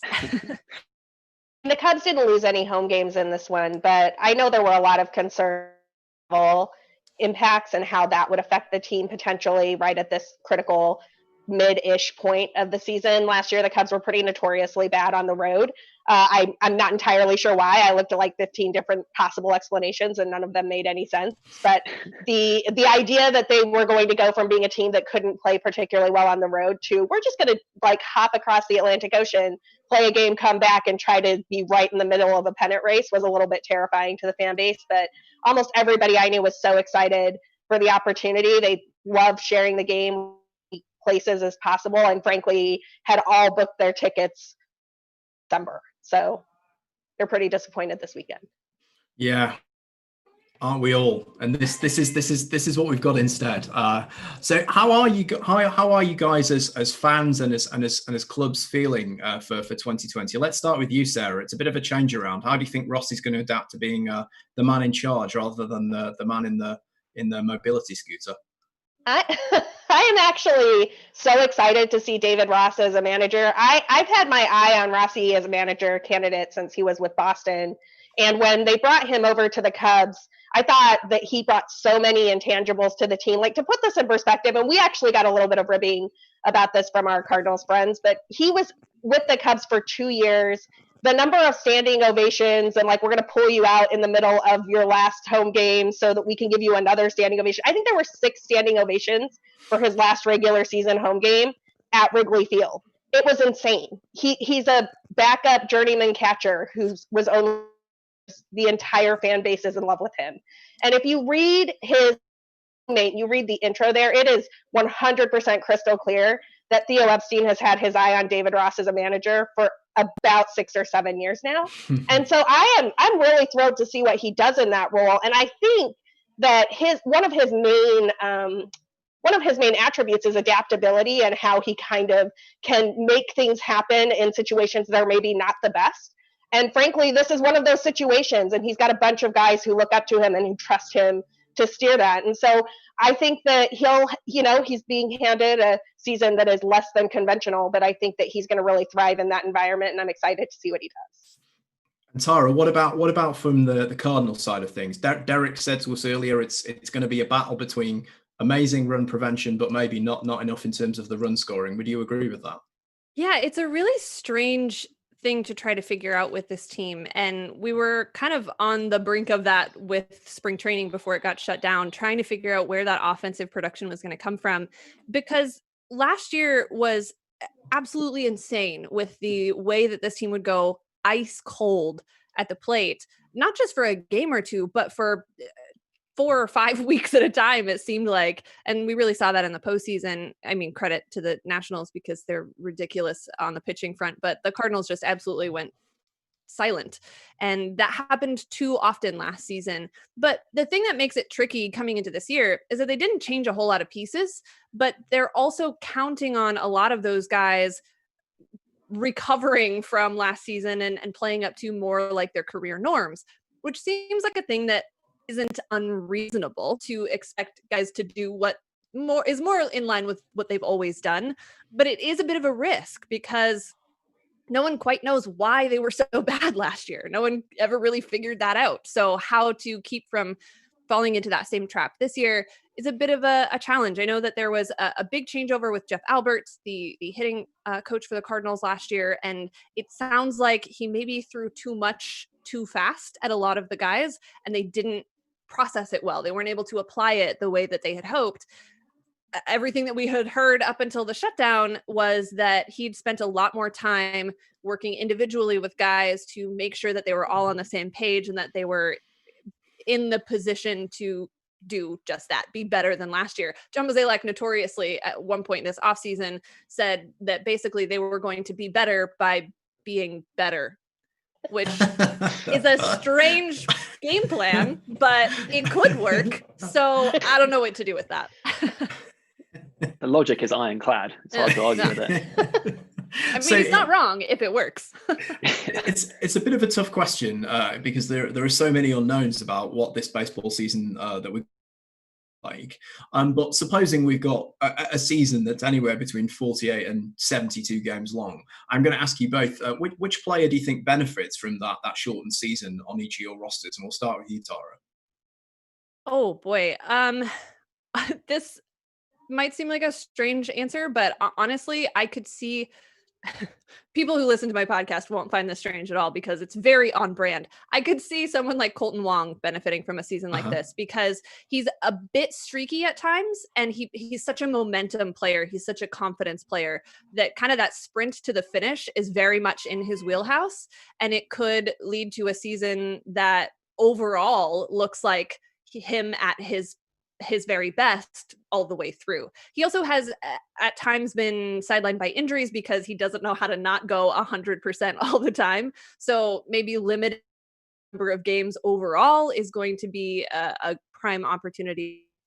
I could see, and he's also the kind of that can just pick it up and suddenly flip a switch and be ready to go. So I could see someone like him really taking off in a shortened season. Obviously, the easy answer is someone like Jack Flaherty because the kid's a beast and he's so ready to go. And he's, whatever the season looks like, I think he's going to be out to prove a lot. So it's exciting however many games we get to see Jack Flaherty play. Brilliant. I was hoping you were going to say Colton Wong, so I could just remind you of a thing that happened because there you go. That's my favorite player. Do you remember him? Koji Iwahara. He once got Colton Wong out on first base. I do recall that. Yeah. Unfortunate memory. Didn't help yourself. I thought we were friends, man. Yeah, we are friends. And I think Colton Wong is great also, but you didn't know that about me. You didn't know that I had piles of memorabilia. True. I did not. Sarah, how about you? You've had a little bit more time to ruminate on that. Who's the player that we should be looking out for in a curtailed season in a Cubbies jersey? So the player I was going to go with would all be on brand, but the explanation was almost similar entirely to what Tara said, because I think Wilson Contreras starts every season at 110 miles per hour, and he generally has in May, and then he kind of cools off a little bit in June or July, tends to get hurt around that point in time. I think that a shortened season would really benefit him because he wouldn't have all of that time. Catching is a really difficult position on your body. And so I think that he would really benefit from that. However, since this is so similar to the Colton Wong answer, I'm going to go a slightly different route and say John Lester has started the last couple of seasons incredibly strong, and he just hasn't been able to maintain it. I mean, he's coming on the downward side of his career. He's in his mid-30s now. He's at the end of this contract with the Cubs. I can see a shortened season really benefiting a veteran pitcher who then doesn't have to worry about having those types of miles on his arm. He doesn't have to worry about trying to throw 200 innings over the course of the season. He can just focus on throwing his best 100 innings. And that would be really interesting in the postseason as well, because one of the things that I think happens every postseason is you have some pitchers who basically just run out of gas, right? Like they had awesome seasons, everything was going great, but when they hit that 230th-ish inning sometime in October, it just falls apart. And I think that the pitching staffs on their own, like both the bullpens and the starters, are all going to have an opportunity here to just showcase their best stuff and not worry about what happens at the dog days of September. Great. So we've got a couple of questions from people who are tuned in to ask you. But before you go, the first one is a great one from our friend Matt Mutton from the British Baseball Podcast. He wants to know what you like most about each other's teams. So we'll start with you, Sarah. Oh man. So I grew up in Utah just like Tara did. I just happened to pick the Cubs because I was watching Saturday baseball one day and a kid named Ryan Sandberg hit a bunch of home runs to keep tying the game in extra innings in the Sandberg game. And I just never looked back. It was the most incredible thing. But my favorite thing about the Cubs to this day, aside from the fact that I somehow managed to move 5 blocks from Wrigley Field as an adult, is that you can come home on an afternoon and just watch Cubs baseball. Day baseball is one of the greatest things that has ever happened. Every Friday afternoon at Wrigley Field, absolutely packed. I don't know how everybody gets out of work this often, but they do. The entire neighborhood is a block party for half of the summer. And I just love day baseball. I love the old school voices. I love that stadium is over 100 years old, and that you look at the bricks there, and those bricks are the same bricks that were there when Babe Ruth was calling his shot in the 1920s. So I think that the tradition surrounding the team, the history surrounding it, and just being able to watch the game the same way it was played 100 years ago is outstanding. I think you may have misheard my question, because I was asking you what you like best about the Cardinals. Those are really great things about the Cubs. I'm sorry. I thought you were asking what I liked about the Cubs. Hey, what do I like about the Cardinals? Who wouldn't want to be a Cubs fan after that answer? Yeah, don't worry about it. I did mishear the question. Okay, let's see. I will even go a slight. Ooh, this is tough. I won't take the easy way out and say Dexter Fowler, because that's just a little bit too easy. No, that's such a good answer. No, I'll go a difficult route. I had a lot of fun watching Yadi Molina when he was on the Puerto Rican World Baseball Classic team.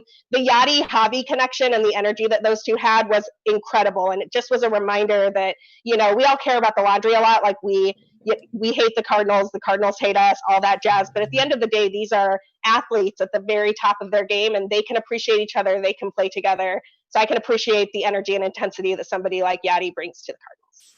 Brilliant, and same for you, Tyler. Why don't you answer both? Why are the Cardinals a great franchise, and what do you love about the Cubs? It's interesting because I think my answer is almost the same about both teams, and it has a lot to do with what Sarah was saying.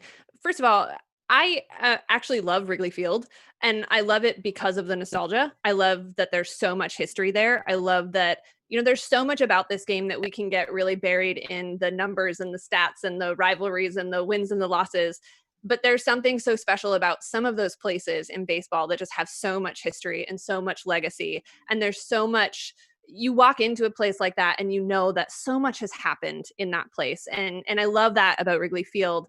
I think similarly, as far as the Cardinals are concerned, there's so much history and there's so much legacy, almost to the point where it becomes a little pretentious for most Cardinals fans, and lots of people hate them for that. But, it's true. There's a lot of history there, and there's a lot of history that goes back to some of the best times in baseball and honestly, some of the worst times in baseball. And the stories that you can tell without ever leaving the St. Louis Cardinals franchise are pretty incredible. So some of the names, some of the faces, some of the highlights, some of the pieces of history, really for both of these teams, I think it's a lot of fun for someone who wants that kind of nostalgia factor, the sentimentality of baseball as well.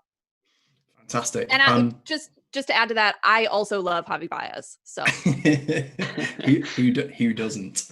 Most Cardinals fans, actually, but well, good that we got the one that does. So the last question for you both is from Gavin, who's our website editor and is a Reds fan. He runs the UK Reds account. He's got a bit of a needly question for both common cause here.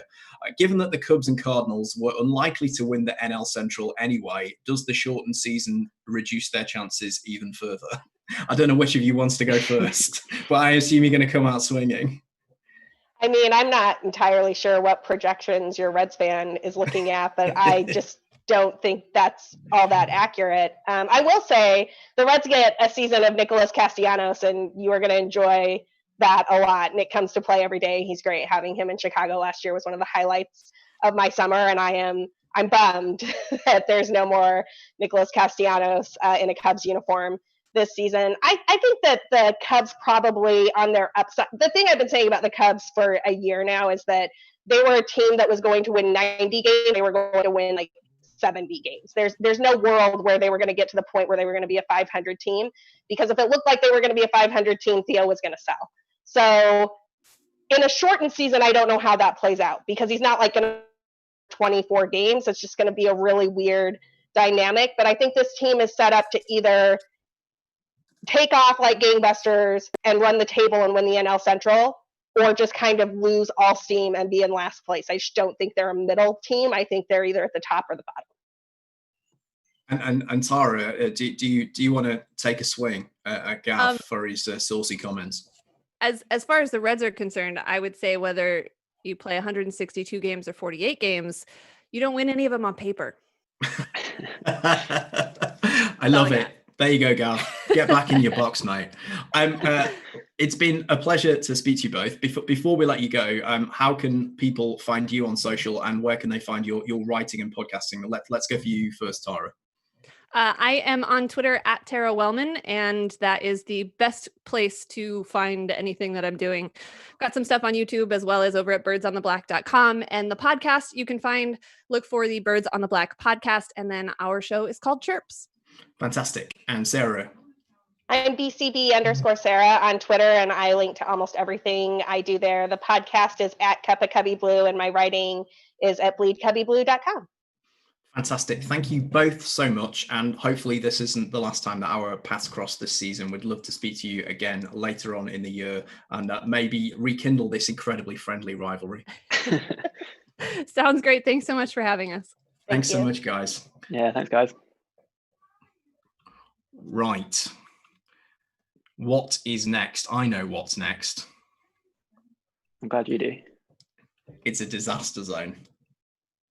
He's not even looking. It's Rob Navera's kitchen is what's coming up next. Sheer panic on his face here. Not now. Go to Andy. Go to Andy. Go to Andy. Andy, how are you doing? We haven't heard from you for a while. That's looking absolutely mint, mate. How's it going? Yeah, very good. Thank you very much. I'll try and give you a bit of a close up, but I'm just kind of getting the players in. But let me take this over. Maybe you can see a bit closer up if I bring you over here. So it's going well, but the biggest problem is, of course, not being there. Like, without the atmosphere, without the crowd, it's completely different to paint live during the game with the atmosphere, with the crack of the bat, with the smells and all that, and also and when you're not. So it's coming on good. I mean, I've not really done a canvas this size or this big. I don't normally work this size when I'm at a ballpark, because I'm not sure if I'm going to get this done in the 3 hours or not. We'll have to see. But it's good. It's going well, but it's a challenge, and it's kind of fun, and yeah, I'm enjoying it. Looks incredible. Amazing. Oh, you've got my PMs to Darius is on the YouTube feed instead of Darius is doing an amazing job producing. So Andy, that's amazing. Rob, what's going on in your kitchen right now? We're about to make some magic. I think we're there. I think if you're willing to come with me on a culinary journey, I'm about to assemble something that is going to change people's lives. I'm willing. So, what's happened then? First up, we managed to construct our boat out of our Detroitese box, and into this, we're going to insert our White Sox stick, and that is in there now. So everything is cooked. We're kind of ready to go. I would like to add at this point that my food hygiene certificate is expired, so anybody following along here, if you do kill yourself through food poisoning, it is your own fault. Does not fall back on backflips and nerves. Right. Sausages are ready. So I've got Very my important tongs here, what I'm disclaimer. gonna do, and I've used 5 sausages today. 5 sausages, not an even number. I thought 2.5 isn't greedy, so we're going to go for 2.5 each for me and the partner. 5 sausages. So we're going to take the sausages. We're going to plonk the sausages into our bread. In go the sausages. Now, there's many different ways you can assemble a boomstick, depending on which website you look at and where you've been before. But there you can see 5 nicely fit in a French stick. So 5 is a good number if you're using a standard Tesco's French stick. So we're in there. We've got the sausages in. Next up, we're going to need some cheese. So I'm using a traditional spoon. I'm going to cheese my way through it now. I'm going to liberally apply along the boomstick. You can use any cheese. It doesn't have to be nacho cheese. It can be cheddar or Gruyere or other cheeses which people can name also.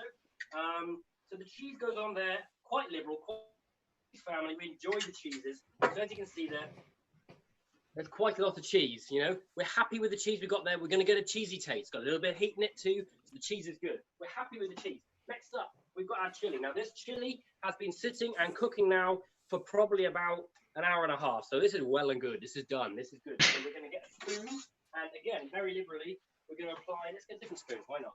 We're going to liberally apply our chili to our boomstick, and that is a lot of chili on there. I might spread it out a little bit. About the chili is it freezes really well. You can put this in your freezer. That's another meal for tomorrow. So the chili goes in there, beans, beef, seasoning and all. Got chili all the way along. So as you can see now, you've already got something that a lot of people probably shouldn't, but might think they want to eat by looking at it. So here we go with the chili. The last 2 things we're going to add here, we've got our jalapenos, we've got our spring onions, which we chopped. So we're going to go for jalapenos first, and they're going to go all the way along. Perhaps didn't cut quite enough, perhaps too many. Some people don't like the heat, some people do. It's a boomstick, you have to have the heat. That's the whole point of it. So talking. You finish off with your spring onions. Some people add ketchup, these people are heathens. There's no need for ketchup on this. This is a fully decent meal, and there you have it. One ready to go boomstick. Wow. There you go. That is absolutely incredible. Stunning. Chef Ramsay's got nothing on you, Rob. That looks so much better than it had any right to. No one's more surprised than me, John. No one is more surprised than me. You should maybe reserve judgment until both Rob and his partner have got through the night unscathed. Well, I'm going to go and try and poison her now. So come back to me towards the end of tonight. I will let you know if she still lives. Rob, you are discharged. Thank you, sir. Thank you so Amazing. much. Right, so our next special guest has arrived. I'm just waiting for Darius to connect him to the call. I think it needs a little bit of rejigging, but he's ready and waiting to have the conversation.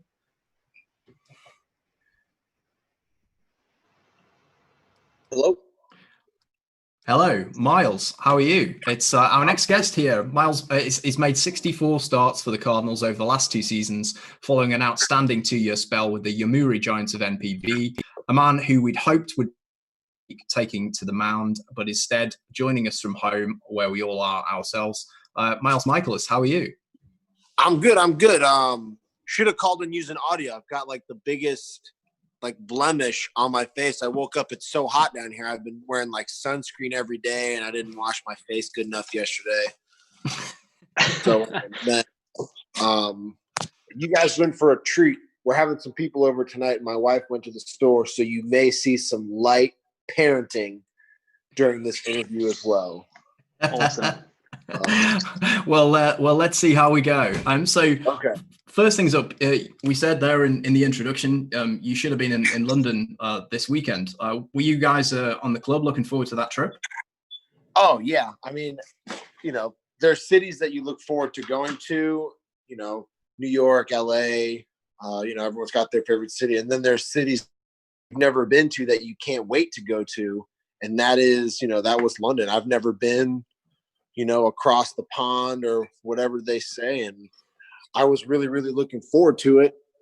And then, kind of shattered dreams there. And how were you feeling about the sort of the different experience? Were you a bit nervous about having a bit of jet lag? Had you spoken to any of the guys on the Boston club or in New York about how they'd found it? I got a couple buddies, but I didn't really feel the need. I was overseas. It was a 13-hour flight, almost a full day of travel to Japan. And I've got my secrets to deal with jet lag and the like. So there's I think. And what were you most looking forward to seeing in London? What was on your bucket list whilst you were going to be over here this week? I was wondering how much time. I know they had some some sightseeing stuff kind of set up for us. I thought it would have been neat to see the palace. I mean, that's kind of something you got to see, but I just wanted to walk around the city in general, like just walk around the streets. One of my favorite things to do in any city when the weather's nice. What's the weather like there right now? It's a bit mixed. I think it's actually really, really heavy rain in London. So whether we'd have got any play today, I'm in Manchester in the north. It's been really nice here today, which is unusual. The rain came last night. Today it's been pretty sunny to the extent which I'm actually slightly sunburned from being out today. It is sunny in London today. Is it warm or is it like rainy but kind of cool out? It's about 20 degrees Celsius. So I don't know how that translates for you guys. About 75, is it? Oh, that's not bad. That's like good walking around weather. If it's good walking around weather, I mean, I could walk around a city all day. I want to go, down the main streets. I want to walk down like a back alley, I want to get down into like the nuts and bolts of the city. I used to love walking around Japan when the weather was nice, and Tokyo and some of the cities there. And I love walking around some of the other cities in the U.S. when the weather's nice. When it's hot, I stay in my hotel room till the game. I'm not trying to walk around in like 90-degree weather. It's hot here in Florida right now. So you said you're currently in Florida rather than in St. Louis or in London. How are you keeping in shape yourself? What sort of stuff have you been doing? I spoke to a couple of players who saying they're doing things like making up their own gyms with like tins of beans and stuff. I hope it's been a bit more structured for you. I've got a few free weights in the garage and some of those like really thick exercise bands, and I have an exercise bike. I also have 3 young children, so that's a lot of squatting down and picking up. And I've got a dog, so I got to chase her around the neighborhood at least once a day. She runs after the birds and the squirrels. So I'm in shape, and I can use the complex here in Jupiter. This is our spring training city, so. A lot of resources. I've got a lot of friends in the area that I can play catch with, and swimming in the pool a lot, and just being outside. I think down here it's so hot. If you're outside in the heat of the day for like an hour, that's as much exercise as you can get, sweat equity wise. I think doing anything. So you said at the start, and you mentioned it yourself, you played for 2 years for the Giants over in Tokyo. 3 years.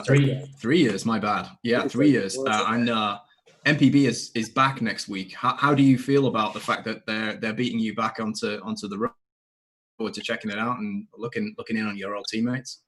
I'm super looking forward to them playing. I've been watching a little bit of the Korean baseball, but it doesn't surprise me that they're starting up already. I mean, they've been having like training throughout this entire thing, like still together as a team, very organized. The Japanese Baseball League, very, very organized, and it's run a little bit more by the owners and by that league. And the players, unfortunately, the players don't have as big a say over there as they do here. And I think that's, obviously that's what's holding us up. I don't know what their pay scale is in the NPB. I'm curious to know if they're receiving full salaries or prorated salaries or something less. Would be interesting to me to find out, because their union's not as strong. Yeah, I'm interested to hear about your time in the NPB, because like you say, you spent a few years there, and it sounds like you had a really positive experience out there. Yeah. And it also, it's clear that pitching wise, it had a really great effect on you coming back to stateside and being a real performer for the Cardinals recently. In terms of your lifestyle and on the pitching performance side, what was MPB like for you? How did that kind of change your life in those few years? A big confidence booster, I think, just getting out of a comfort zone. You know, everyone, you know, very comfortable in the United States, and in a lot of you get there, you're not just in a different league, you're in a different country, different cultures, and you have to sink in. You kind of have to immerse yourself in that culture and find your niche things, but at the same, always observing how things are over there and trying to see how you can adapt and kind of be better. My thought when I went there was, how can I be the best, NPB pitcher? You know, I no longer consider myself a major league pitcher. Like, that was kind of done. I just wanted to be the best at what I was currently doing and not worry about, necessarily trying to make it back to the United States, and just being able to simplify things, I think was big for me. You know, it started with that, and then you get all the way down to, during the game, I'm just focusing on one pitch at a time, and I'm not worrying about what's going on in the major leagues. You know, I was kicking around the minor leagues for a little bit, and you'd always be wondering, like, every time you throw a bad pitch or give up runs, you're like, oh, there goes my chance getting to the major leagues, or oh, there goes my chance doing that, or so-and-so did this in AAA and I'm in AA, or I'm in AAA and they're calling guys up from AA, and I'm worrying about too many other people, just what I'm doing. And going over there allowed me to really just kind of worry about in a manner speaking, and I think that was a big mental adjustment for me. It's interesting that you kind of enjoyed being out of your comfort zone in that way, because I always think of baseball players in general, but I guess especially starting pitchers, as being creatures of habit and liking knowing, when they're pitching, having a game plan, that kind of thing. Whereas it sounds like maybe you thrived a bit more with that kind of whole new lifestyle, throwing yourself in at the deep end, having to adjust on the fly. Is that something that you still kind of feel like today? Yeah, I think it helps. When you talk about adjusting your schedule, this season will be really interesting to see how that works. I always joke that I'm the best guy to start if there's a rain delay, because I don't have a super elaborate warm-up routine. Some guys are very entrenched, and hey, I need to know an hour and a half before the game is going to start, because I have to foam roll and ride a bike and do these exercises, and I'm whatever time allows me to do. I mean, there were games in Japan where we'd start the game and it would be raining heavier than any game I've ever played in the United States. High school, college, middle school, professional. It'd be raining pretty hard, and they just start the game there. They're like, oh, the game started at 7. It started at 7. It'd be raining so hard before the game would start that I had to warm up like in a batting cage, like throwing balls into the net. And then, usually I like to long toss, but I had to get ready to pitch with no long toss. The breakfast in Japan was tougher to come by. I would pitch games sometime, and for breakfast I'd have to go like to Starbucks, and I get like a coffee and a cinnamon bun and like whatever I could round up. So there was a lot of just figure it out and deal with it in Japan, because you're in a strange place. I was the foreigner, and I think it helps me understand what some of the Latin guys go through a little bit while they're here, and how it can be difficult for them to adjust. And I find myself a little more sympathetic since I've been on the other end of that shoe there. So on a similar note, we had a great question from he wondered, given your success in Asia and then coming back to the States, do you think that'd be an interesting or a good path for some of the kids who missed out on being drafted in that short draft? Carter Stewart's obviously blazed a trail last year, but do you think there'll be more young kids going over and start taking a shot in the Japanese minors and then coming back to the States later in their career? I think that'd be a really neat thing for kids to do, but I know as an adult, I have my difficulties, and as a kid, I think a very specific person to do that. So we got crackers in the playroom. It would take a really specific, kind of adult,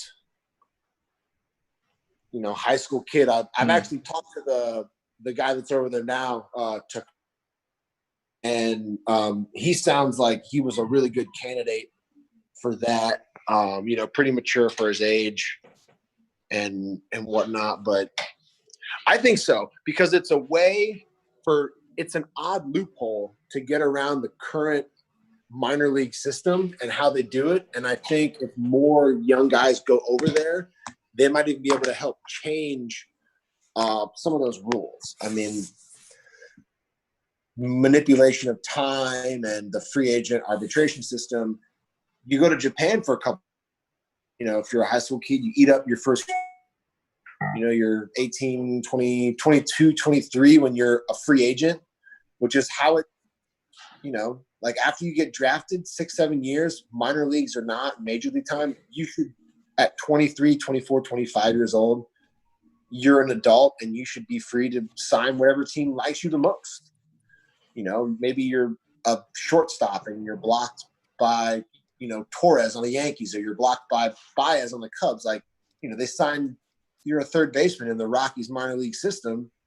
Arenado just signed like an 8-year deal. I mean, if you're 25 years old and your minor league contract is up for that season, you should be able to go sign with another team that will give you a chance. Whoever wants to, it is a free market system, but they do have that way of keeping players under control for a certain amount of time, and that's fine. You draft a guy, he's yours for a certain amount of time, but I think they're able to hold on to guys for way too long. And Japan is a way around that. I was able to circumvent that, a perfect example of taking advantage of that system. That's pretty interesting. Like you talk about that and kind of like it's a way around. I think it would be very interesting to see these younger players to go out there and I think learn from the different style of training and development. The one thing we always kind of hear about like the Japanese leagues is the players are like incredibly drilled. Like they do things for 10 hours a day to kind of like to put these things into them. So I think you are right in saying that it would need a certain set of players or a certain mindset to get out there. But I think it would be fantastic if some of those do. My thought question was like, what was your thoughts on like the training of like the Japanese players that you were with? Did anything that they do kind of seems bizarre to you just comparing it to the States? Yeah, they do things that I've never seen. I'm like, that's interesting. And a lot, I'd like to try as much of what they were doing over there in Japan. And some of the stuff I really liked, and other stuff I was like, this isn't really for me. There a lot of heavy repetition, which I agree with to a point. Sometimes I think they overdo it a little bit. Do I think sometimes maybe teams in the United States do a little too little? I think so. And does Japan do a little too much sometimes? Maybe. So there's definitely a happy medium there. But I think as far as young kids going over there, it'd be a real big wake-up call for some of these kids who, if you're a very talented player from middle school into high school, you get away with a lot. If you don't want to do extra this or extra that, then a lot of coaches will let it slide because they want to keep their players happy. And in Japan, no chance. They could care less who you are, what the deal is. Like if you're supposed to take 100 ground balls in the mud, in the rain, you're taking 100 ground balls in the mud. Like there's no, which is one of the things I liked about it there, is that there is no, oh, this guy's a superstar, he doesn't have to do anything. Like everyone is treated the same. Everyone does everything by the books. If they tell you to be on time, you're on time. Like no one's ever really late. It's a pretty neat, neat system they have over there of, kind of the way they self-police, and they don't take a lot of BS attitude. So we've got a couple of Cardinals questions to finish up then, Miles. The first one, Scott Siemens, who's following us along on YouTube, he'd like to know how you and your teammates have been staying in touch throughout the course of this period, and do you think that there'll be some strange impacts on the clubhouse when you finally get to see one another again? Maybe strange. I mean, I don't think we're allowed to we're not allowed to hug and kiss each other so much because of the COVID. But I mean, they're going to want us, distanced and this and that. But I think, just having been away from the guys for so long and like being so anxious to get back, I think we're going to be totally cool with like air fives and, fist bumps from like 6 feet away or whatever we got to do. In the meantime, it's, group text message, Zoom calls, staying in touch with guys one-on-one, chirping at guys on social media, kind of any outlet you have to get a hold of someone or just reach out. And even if it's even guys on other teams that I've played with, just a text message every now and then if I've got a free minute, hey, how's it going? How's your family? Just, those little interactions I think make a big difference overall. Awesome. And the last question on the Cardinals, I've got one more question for you before we let you go. It's a great question from the UK Cardinals fan club. Firstly, how does it feel to be the last pitcher to get a hit in Major League Baseball? And how does it feel to potentially be the last pitcher ever to get a hit in Major League Baseball? And what are your views on the potential that there'll be a DH in the NL this year? I think it's neat. I'll have to go back and look for that bat and put it aside, or I'll just grab any bat and I'll be like, this is the one I use. I swear.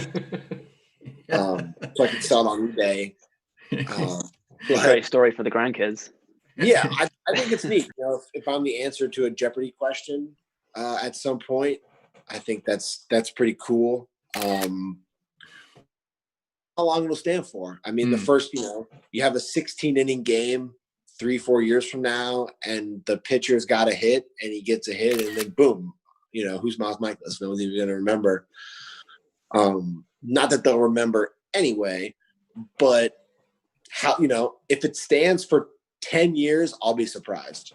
If we go DH this year, and then next year, and then the new CBA, they just kind of get rid of it. I will be surprised if it lasts 10 years because, extra inning game, maybe the manager on a team makes a substitution goof and all of a sudden his pitcher has to hit or someone gets hurt. Your pitcher's got a hit. Maybe he was a great hitter in high school or college and he's like, don't worry, coach, I can do this. And so we'll see. But I think it's really neat and it's something that I'll embrace for now. And, I'll try to lord it over people as much as I can if that's possible. So yeah. And last question from me, unless the other two have got anything to follow up with. You as we've spoken about already, got to play in that incredible atmosphere in Tokyo. You also, as a National League pitcher, got to see firsthand the phenomenon that was Baby Shark and Gerardo Parra. How much is that going to be popping off over in Tokyo in the next few weeks? I don't know. They don't. I don't know if that was a thing over there because sometimes the cultural things they don't mix, and it also depends on how well he does. If he does really really well, it'll be a tremendous if he does really really well, it'll be a big thing, and they'll make shirts and they'll try to sell it. If he doesn't, that would be really unfortunate for Tokyo and for him. But if it doesn't, then it wouldn't get off the mound. Wouldn't get off the ground really. I mean, I tried to make a joke about the ESPN, the da-na-na, and they don't have ESPN in Japan, and everyone is saying, the stadium went dead silent. They're like, why is he making this weird noise? What's he doing? So it's tough. You never know how those cultural things are going to kind of transfer. Awesome. An absolute pleasure talking to you. Thanks for taking time out of your day. If people want to keep up with your season, where's the best place to find you on social media? Most of the stuff on Instagram. I'm on Instagram and Twitter, but I don't post a lot. I'm busy most days. Hello, my daughter just woke up. I don't post a whole lot, but you can follow me at Magic Mikolas. I think Magic Mikolas 39 on Instagram, and I think on Twitter I'm last one for Miles. For FOR, last one for Miles. Gotcha. And Cardinals.com, MLB, they do a good job. Once the season starts, if it starts, when it starts, how it starts. Once that happens, there'll be tons of stuff going on. Will the moustache make a reappearance, Miles? Yeah, that's an in-season treat that I like to do. I had one for a minute thinking the season was going to start, and I had long hair down to here, and my mustache, as you would say, it was looking really good. And it got so, man, when I'm telling you, like, it's hot and humid, I haven't been in Florida in June in 11 years. I mean, in and out with baseball, and like, it's hot in St. Louis, but when you wake up and it's like 90 degrees with like 100% humidity every single day, it is like wearing a fur hat and a lip warmer is not. So my wife helped me.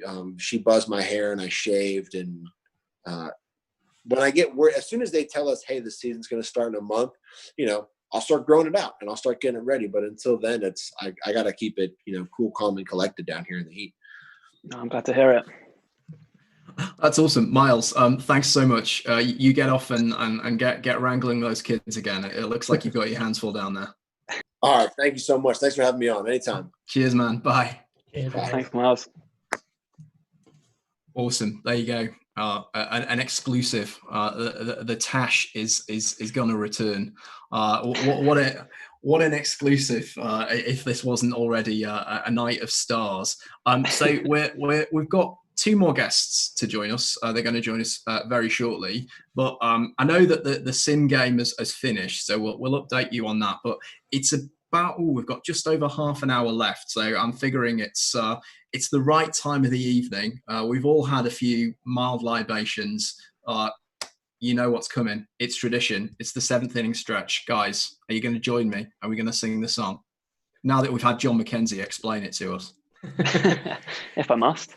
Yeah, I dumped that on you. None of them knew that this was coming, and hopefully everyone at home is gonna join in with us. I don't have a tuning fork, but we're going to be in C. So if you'll join me, I'll count you in. 1, 3. Take me out to the ball game. I'll follow you. Take me out to the crowd. Find me some peanuts and cracker jacks. Just you set. Don't know if I ever get back. Don't know the words. Let's root for the Cardinals. Home team. Home team. They don't win. It's a shame. For it's once, twice.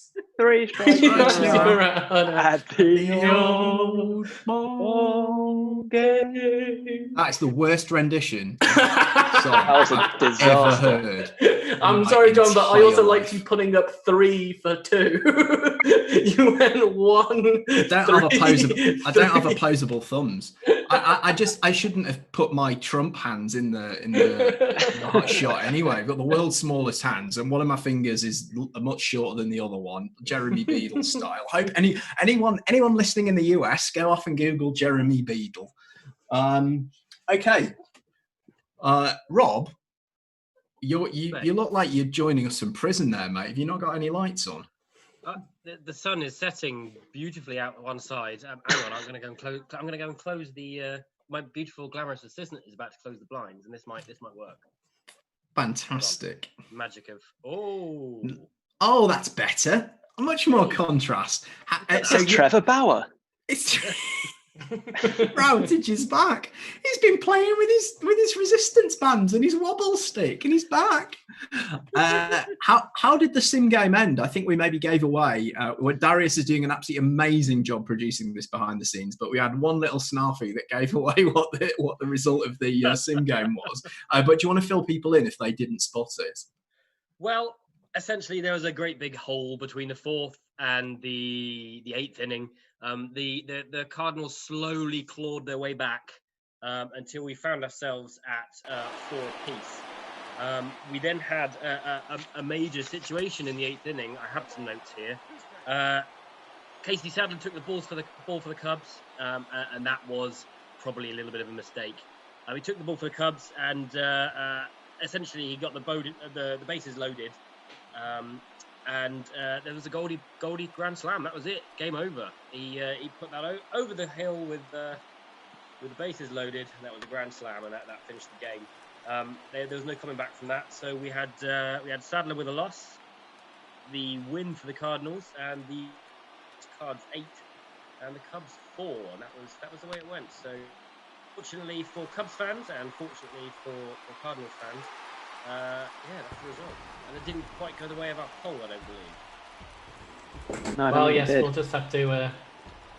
As we know, baseball doesn't necessarily go the way that we expect. So it's good to see that the virtual crowd were entertained with a grand slam in the eighth.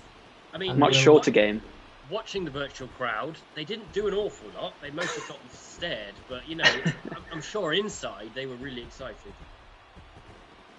Sorry, I've had lots of comments on my stamina, but not even my personal workings could last all that long. So forgive me for the lewd. Brownie, how's it going, mate? We haven't come back to you for a while. Let's have a quick check in before we get the next two chaps up. You're on mute, mate. First one yet. We can't hear him. Let's try that. How's that? Yeah. It's looking awesome, it's mate. coming on good. We've got some players coming in. It's getting towards the closing stages. So, with the atmosphere song, that really helped me along. Thanks. Fantastic. And we're joined by our last two guests. We know that the Cards now hold a 1-0 lead in the virtual London Series 2020, but we're going to bring in some more healthy competition. We've got two chaps representing the UK fan bases of the two teams. So for the Cubs, we've got from the UK Cubs Go account, Joe Francis. How are you, Joe? Yeah, I'm not too bad, mate. Cheers to the introduction. Good to see you, Joe.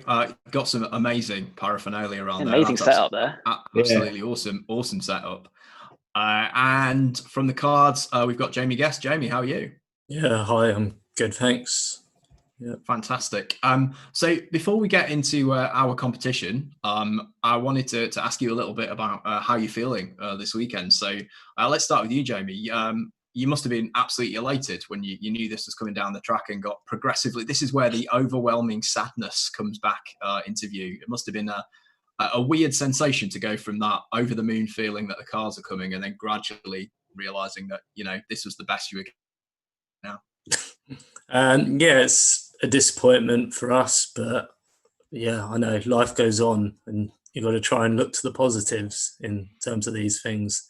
Obviously, I've tried not to disappoint myself today. However, there's been that sort of thought in the back of your mind. You're trying to get on with the rest of your life and try to distract yourself from the sadness that it is. Did you have any big plans as a Cardinals fan base to mark the occasion? What were you going to do to try and bring fans together today? Well, I looked into trying to make a couple of events, and then Facebook decided to remind myself of them about a week ago, and then I had to cancel them. I was going to do the Bermondsey Beer Mile for the Cardinals fans on the Saturday. Nice. Lots of pubs, drinking, what have you. And then on the Sunday, I was looking at Howling Hops in Hackney as a sort of pre-drinking place, obviously, because it would have been a bit less time before the game. So those were the two sort of events that I was going to create, but kind of gave up on when I saw everything that's happening. Yeah. And what about you, Joe? What were your feelings? I know that you run that account with Mike, who we've had on our podcast a few times. You must have been cock a hoop, and I know that you had some contact with the club about doing some bits and pieces with them over the course of this season. But it's not to lump it on. It's all gone to pot, mate. Yeah, no, it's heartbreaking. I'm only a young kid, and I've now felt what real heartbreak is. Unfortunately, not having the Cubs coming down. I think before the season started, it was like spring training. The Cubs contacted us, so like they've got their YouTube channels quite popular with some great stuff. So we helped them. We gave them like some questions and like stuff to go into that. And they're coming out gradually as well. And we've had like meetups. So obviously we got like people who follow us from America and all over the UK. So I think we were just trying to organise just a big meetup. And unfortunately that can't happen. We've had some great people who followed us. I just want to say thank you to them. Just have DM'd us and said, it's a shame. We should have been in London, and we are in this situation as it is. Right. So let's try and cheer you both up a bit and get you to talk a bit about why these are your clubs. We had the brilliant Sarah and Tara telling us about why they were their clubs, and I know that you guys were following, and I thought they did a great job of talking about why people who were not from those two cities, both having grown up in Utah, should support the club. So, Joe, let's start with you. Why are the Cubs for you? What made you fall in love with that particular franchise? Truthfully, I was forced into it. Oh yeah, I'm a fourth generation Cubs fan, so I had no choice. But it's just the family atmosphere, really. Like that's what got it for me, and I think it's quite nice seeing with like the UK fan base how everybody first generation, like it's sort of like they found their teams, and it's sort of like going in 4 generations, in 4 kids. That's going to be me for them, and it's sort of like seeing, it's kind of like being like in the future in that sense of seeing how baseball can evolve in kids being brought into it and having to support a team and follow it in that way and stuff, and always had it in their life. So you've intrigued me there, Joe. A 4th generation Cubs fan living in the south of England. Please unpack that for me a bit. How's that happened? So my family does originate from America. So my mum came over here and she got married, and it was the first sport that I really got into. So I got my little Sosa teddy bear here from the game that I was born. And sort of like, I was just given all that Cub stuff growing up. It was all around me. And I just fell in love with it in that sense. Love it. And what about you, Jamie? What drew you to the best fans in baseball? I'm assuming that was a big part of it. Why was it the 2 birds on the bat for you? For my story, it was that I started applying for Camp America and ended up getting a job in a camp in Ditmer, right near St. Louis. And it just so happened to be the Cardinals with the baseball team nearby. I was going to go to a few games, 4th of July weekend game against the Marlins and a game against San Diego. Being a Woking FC football fan in England, we both have the nickname of the Cardinals, so it was kind of fate. Oh, wow. I did not know that. I didn't realise that Woking FC were the Cardinals. Yeah. We've been having a bit of a joke at me. I was wearing my Doosan Bears top earlier that I followed the Bears in the KVO, not the Wyverns, as appears on the Carlisle United crest. There you go, 2 Cardinals. And so you've been out there and you've seen some games in St. Louis. What's it like seeing games out in Busch Stadium? Oh, yeah, it was an incredible experience. I mean, it was 2013, so there's been quite a few changes with Ballpark Village since then. So obviously I want to go back there at some point and see all the changes. Obviously, you don't get a direct flight to St. Louis, so it'd have to be flying into Chicago.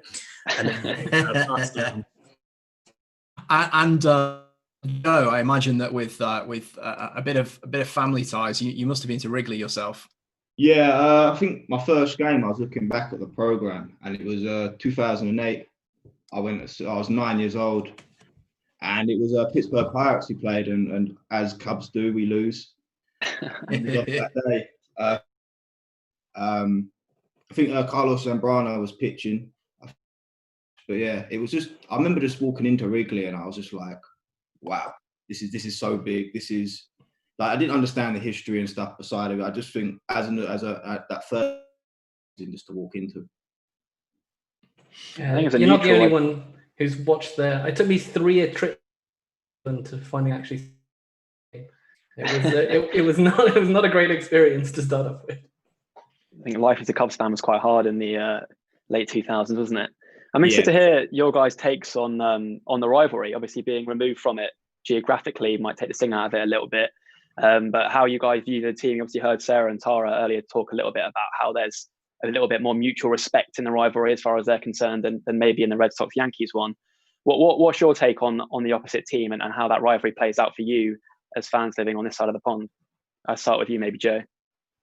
Well, I'm an Arsenal fan, so like obviously you get like the North London derby where it's like Arsenal-Tottenham, and it's sort of more heated. And I think that's like the Cubs and the White Sox. But like when you get like Arsenal versus like Chelsea, where it's like, okay, we respect each other a little bit more than we do like our main rivals, but we're still rivals. I think that's the best way to describe like in a football sense, an English way to describe how the Cubs and the Cardinals is. We don't like each other, but there's that mutual respect that, okay, we've had our time being good, and that's how it rolls. And you, Jamie? Yeah, it's one of those things where I kind of see it as a big rivalry, and it's probably bigger for St. Louis than it might be for, say, the Cubs, because for St. Louis it is all about the Cubs rather than, say, your sort of interstate rivalry with Kansas City. So it's the Cubs is more the one for us in terms of rivalry. Yeah. To your point, Joe, it's probably better when both teams are good playing each other. I imagine you enjoy beating the Cardinals when both teams are competing, as opposed to Cardinals losing 100 games. It's probably a bit satisfying in that regard, knowing that you're beating a team that are perennially among the best. I guess likewise for Cardinals fans, knowing that this rivalry hasn't just been, figurative, it's been literal on the field, where every game actually does matter in the divisional standings. Yeah, I think so. Like, there's been a few years where like we've been hot on it. So like 2015, where I think the Cardinals, they won the division. We came third, but we still made the second place wild card spot against the Pirates, and it was just like all three of like the NL Central teams were hot on it that year. So like when it's like that, and obviously like the Cubs, in the end, technically became the furthest in the playoffs. I'm taking that as a win for us. But overall, like it's when we're good, like when both teams are good, it's just a heated rivalry in that sense, because it is, with baseball, it is a winner takes all in every game, and you have to keep doing it. Yeah. I gotta say, I don't know how you're doing it in that hat, because I'm sweating buckets right now. Oh, it's my World Series hat. I thought it would bring me luck today. I kicked it against the Indians, so it's fingers crossed. Baiting Russell, are we? Yeah, I was waiting to see when Joe would bring it up, but yeah, it's I've got Andrew Miller on, so kind of like I've got the pride that I want from that series on. And have you got plans to go out and see your respective teams at some point in the near future? I guess it's hard to plan for this year, but 2021 and beyond. So for myself, I wanted to go out. Well, obviously, I didn't really think about going out this year because I had the 2 games here, but I'm sort of getting this withdrawal symptom of not seeing a couple there. So I wanna go out there next year, like as much as possible. Same for you, is it, Jamie? Yeah, well, I'd love to, but you've got to get a job first. I've got to get a job and what have you. So difficult times at the minute, but you've got to get some money in, and then maybe in a few years. I can't see it happening next year, maybe the year after. Yeah, that is the issue with these teams, isn't it? It's not a cheap journey to the ballpark when the team's thousands of miles away. But there we go. So how do you? I'll go with Jamie first. How do you feel like the Cards are going to do this season with this shortened season, whatever format we get?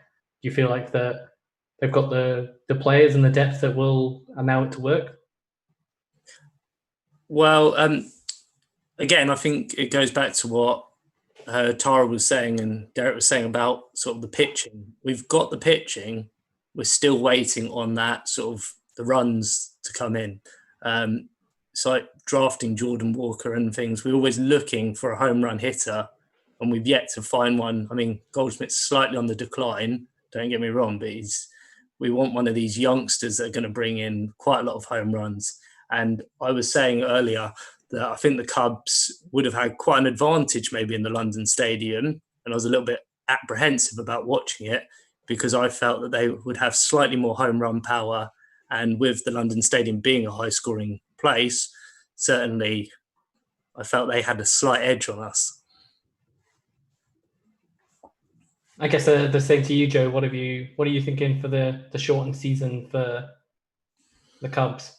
I think when we haven't seen Rossi obviously being a manager, it is that thing of these players. You've got Rizzo, who's been on this team and he's played on this team and they've lost 100 games a season.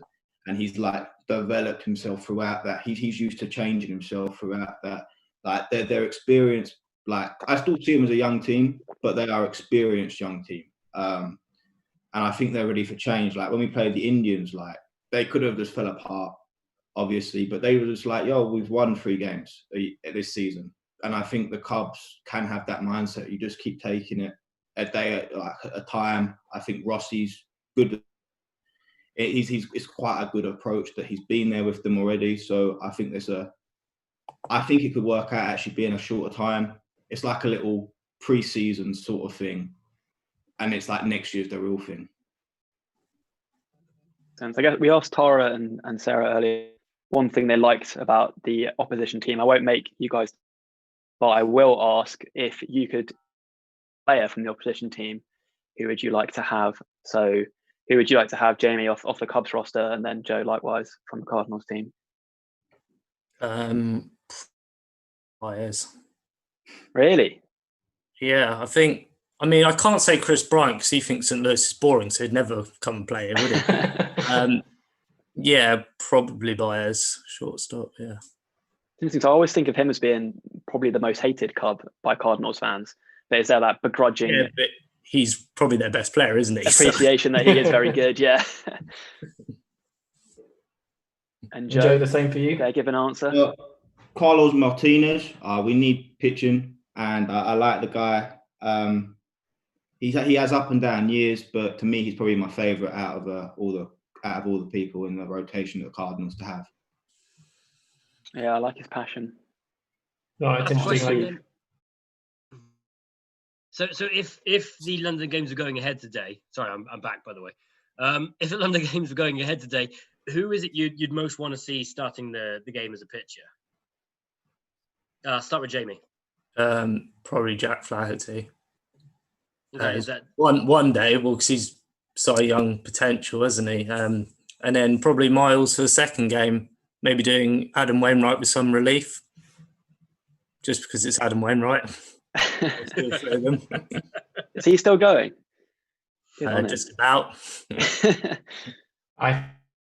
If there is some kind of hoodoo over London on pitches, if there's anybody who could probably actually make it work, Adam Wainwright's the type of person I think that would be able to actually kind of work it out. I think he's got honestly completely separate voice, and we'll get to Joe's opinion in a second. But for me, like, I would have loved like Darvish versus Wainwright sort of match, where it's just like these kind of vets, like I've got so many different options of what they could throw. Then you would have kind of like had something amazing, and if they struggled with one pitch, they would have something else. So Joe, who do you wanted to watch for the 2 games? I think I would like to see Johnny Lester start the first game. I think just to give him like his sort of we don't know when he's gonna go and like just fall apart completely. He's starting to do it a little bit, but maybe have a sweet memory. Like, I saw John Lester when he wasn't that bad in London. And then Kyle Hendricks for the second game, just because he's probably the best against not getting home runs against him. Probably the best in that environment of the London Stadium. And I think it'll be if he gets them sinkers going, it'll be an interesting game for people to watch with like the infield plan in defence and that sort of thing, and see how that would affect I think I want to see difference now at the London series sort of thing. So I think them two would bring something different. Yeah, I think we're long overdue a pitching duel at the London series, aren't we? Also, I don't think I'm ever going to think of John Lester the same way now. Now I've got Johnny Lester in my head. That is never leaving. There's always going to be big boy Johnny Lester. Johnny. Well, yeah. If you hadn't realised, we might have been vamping there for a minute or two, but it does look like our big Johnny himself is back. Mr. McGee, have you safely returned? I've safely returned. My quiz questions, which I had, returned, but I'm here, so there may be a bit of vamping coming up in the next 5 minutes or so. So forgive me. I'm gonna get going. I think I can just about remember all of them. So guys, we did say that there was going to be a competitive element to this. So we've got some multiple choice questions for you. There is a bit of a twist to this quiz. You'll be able to work it out very, very quickly. So Joe, let's start. First question for you. Which St. Louis Cardinals hitter famously knocked one out of the park in game of the World Series in and elicited one of the most famous calls in baseball history. Joe Bucks, "We will see you tonight." Was it A, David Freese, B, Albert Pujols, or C, Lance Berkman? David Freese, isn't it? Hopefully. There you go.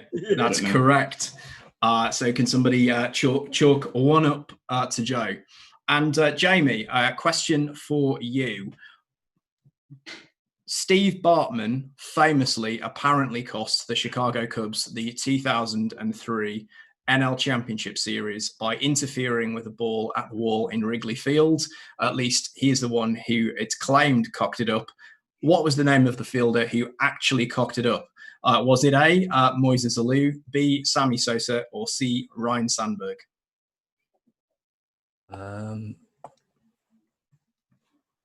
Say that again. So what was the name of the fielder who should have taken the catch and then claimed that Steve Bartman had got in his way? Was it A, Moises Alou, B, Sammy Sosa, or C, Ryan Sandberg? No idea. We'll go B. It's wrong. It was Moises who should have taken that catch, regardless of the fact that a man with a Walkman. Cubs, I don't care about them. Oh well, you may be out of luck here, mate. Joe, next question for you. Which Emmy award-winning actor is famously a rabid fan of the St. Louis Cardinals? Is it A, Kiefer Sutherland, B, Bryan Cranston, or C, John Hamm? I'm gonna go with B, I think.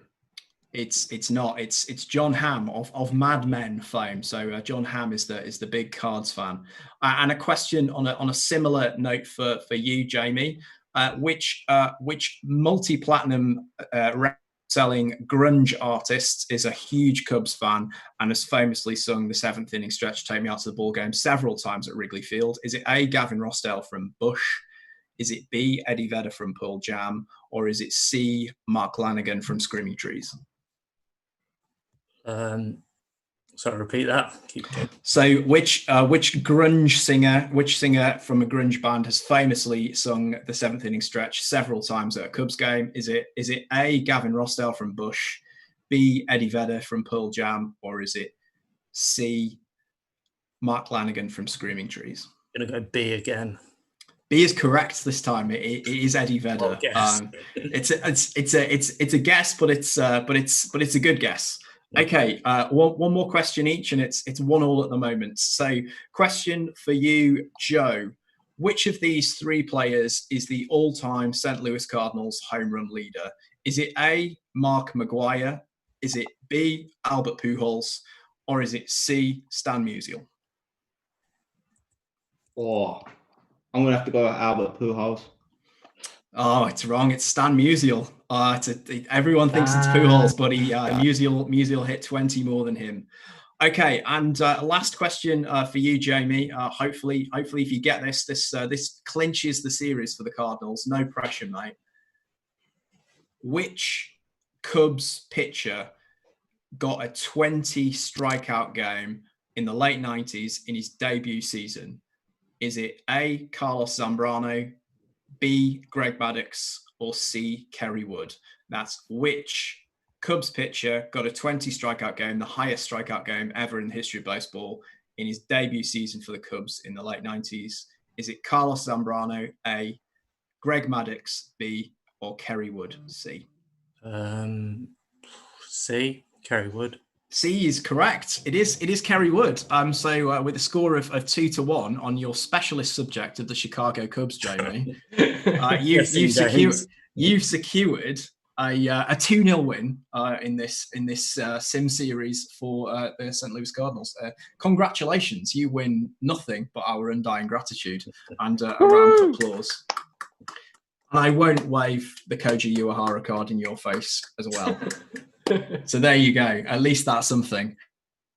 It's been an absolute pleasure to have you join us, and thanks to the fellas for vamping whilst my internet decided to fall over there.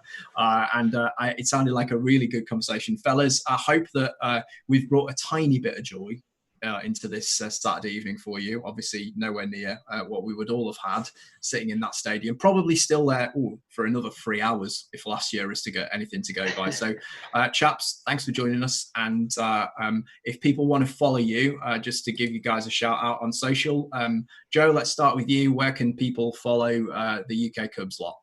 It's a UK Cubs guy. And then there's a Facebook page as well. I think it's just UK Cubs fan.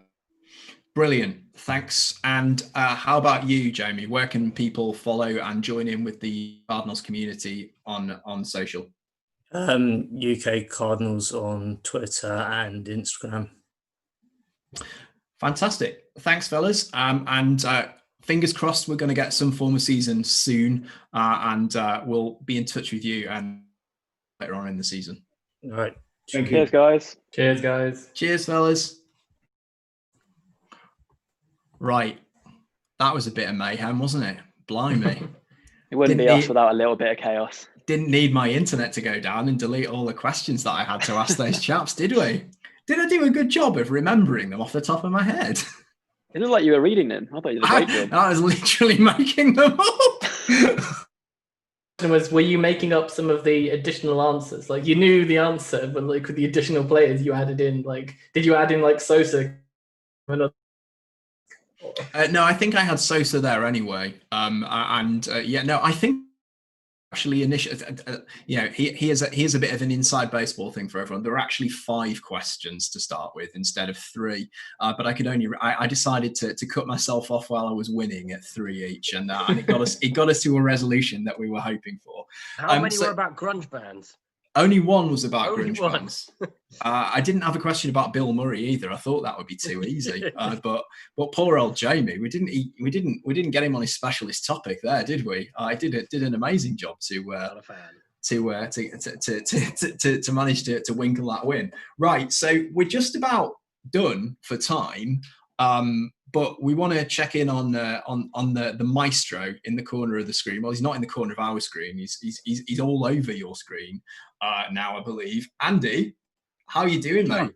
Let's show us close up how it's going. Absolutely, yeah, it's nearly done. It's let me take you over to it. But you can kind of see here. Here we have the at bat. It's just about to come. And yeah, it's come together very nice. It's just about finished, so it's not the same as being there, but it's a nice big piece of a game that sadly we won't get to see, but we've recorded it. Incredible, Andy. Thanks very much. It's fantastic. Yeah, I can't quite see myself in there, but I'm sure you've dutifully painted me in the crowd somewhere. You guys are right at the back. We're in the press box, mate. Yeah, I was expecting like a bunch of dabbing people like in the front, just kind of going like, "Oh yeah, let's just make ourselves look stupid in front of everybody else in the press." It wasn't dabbing, mate. Yeah, that picture that you've seen where you're accusing us of dabbing, we were giving it to the main man, Fernando Rodney. Happy to do it again right now. You're doing your Mobots. I thought it was a shout out to the Olympic Usain Bolt achievements in that very stadium, which would have made a lot more sense. Right, it was a multi-layered tribute. Yeah, it was. It was just, yeah. we were playing 3D chess. I love how deep you thought that through. Brilliant. I think we've got some. Have we actually managed to get him on screen? Have we let him in? I don't think that the the audience has seen him yet. But as the audience, I don't know if the audience is like. The man who, and I will say this because it's the truth, has contributed absolutely nothing to this whole endeavour, and yet has managed to winkle himself on screen for the last 5 minutes of the whole thing, wearing a Padres jersey, which is not in keeping with the spirit of what we're doing here. Have you had a nice evening, son? Lovely. I've had a lovely time watching this. Thank you, everyone. Very welcome, Drill Sergeant. You're going to put yourself over? You all did a fantastic job. Thanks very much. It's entertained me anyway. And I think we should say a massive round of applause all of us and hopefully from everybody watching for Darius, who's done an absolutely amazing job making this all work behind the scenes, coping with little jiggery pokery, changing a lot of these skits. He did all of the amazing surrounds on the YouTube stream that you can that we've got up there. He did all of the hard work, getting all of the guests on the line at the right time, which was a bit of fun behind the scenes. So Darius, it's been incredible. Thank you very much, buddy. So am I doing like the shit edition, like the extra innings that no one watches at the end? Yeah, like your Big Brother extra slice or whatever. Big Brother's Big Mouth. Yeah. Right. Joining me on Big Brother's Big Mouth is Darius Dinesh. We've also got Robbie from EastEnders, and we've also got Timmy Mallet. He's coming on as well. So we'll have a big quiz at the end as well, and we've got some great prizes. So check it out. We'll be on until midnight. We will not be on until midnight. Over on Batflips and Nerds 2.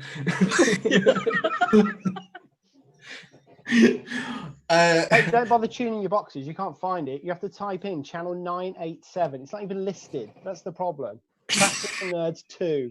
It's the place to be. See you. We're gonna wind it up. It's been fun. We've had a lot of fun. Thank you so much to absolutely every one of you who's joined us. We've had a steady stream of people watching, which is incredible.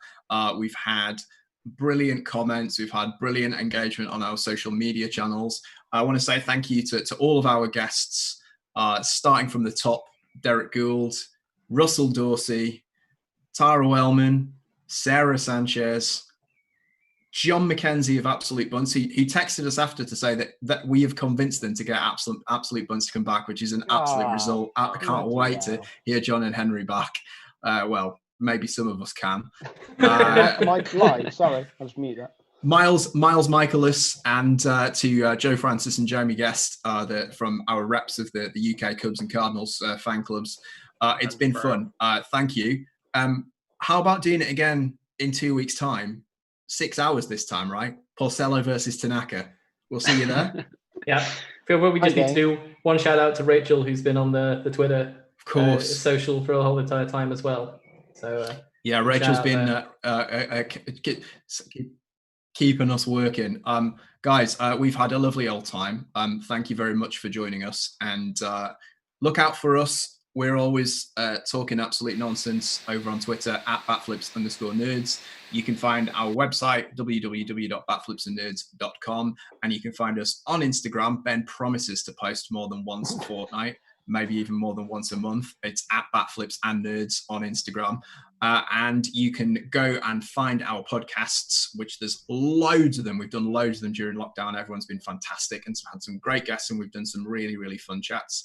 That's over at Batflips and Nerds on Apple Podcasts, on Spotify, and on Stitcher. Not currently on Google Play for reasons that I can't quite divine. But nevertheless, you'll find it somewhere if you look hard enough, and it's definitely worth finding, other than the episodes that Tom Pringle's on. Everyone, it's been wonderful seeing you, and we'll see you again soon. Well done, everyone. That was superb. Thank you.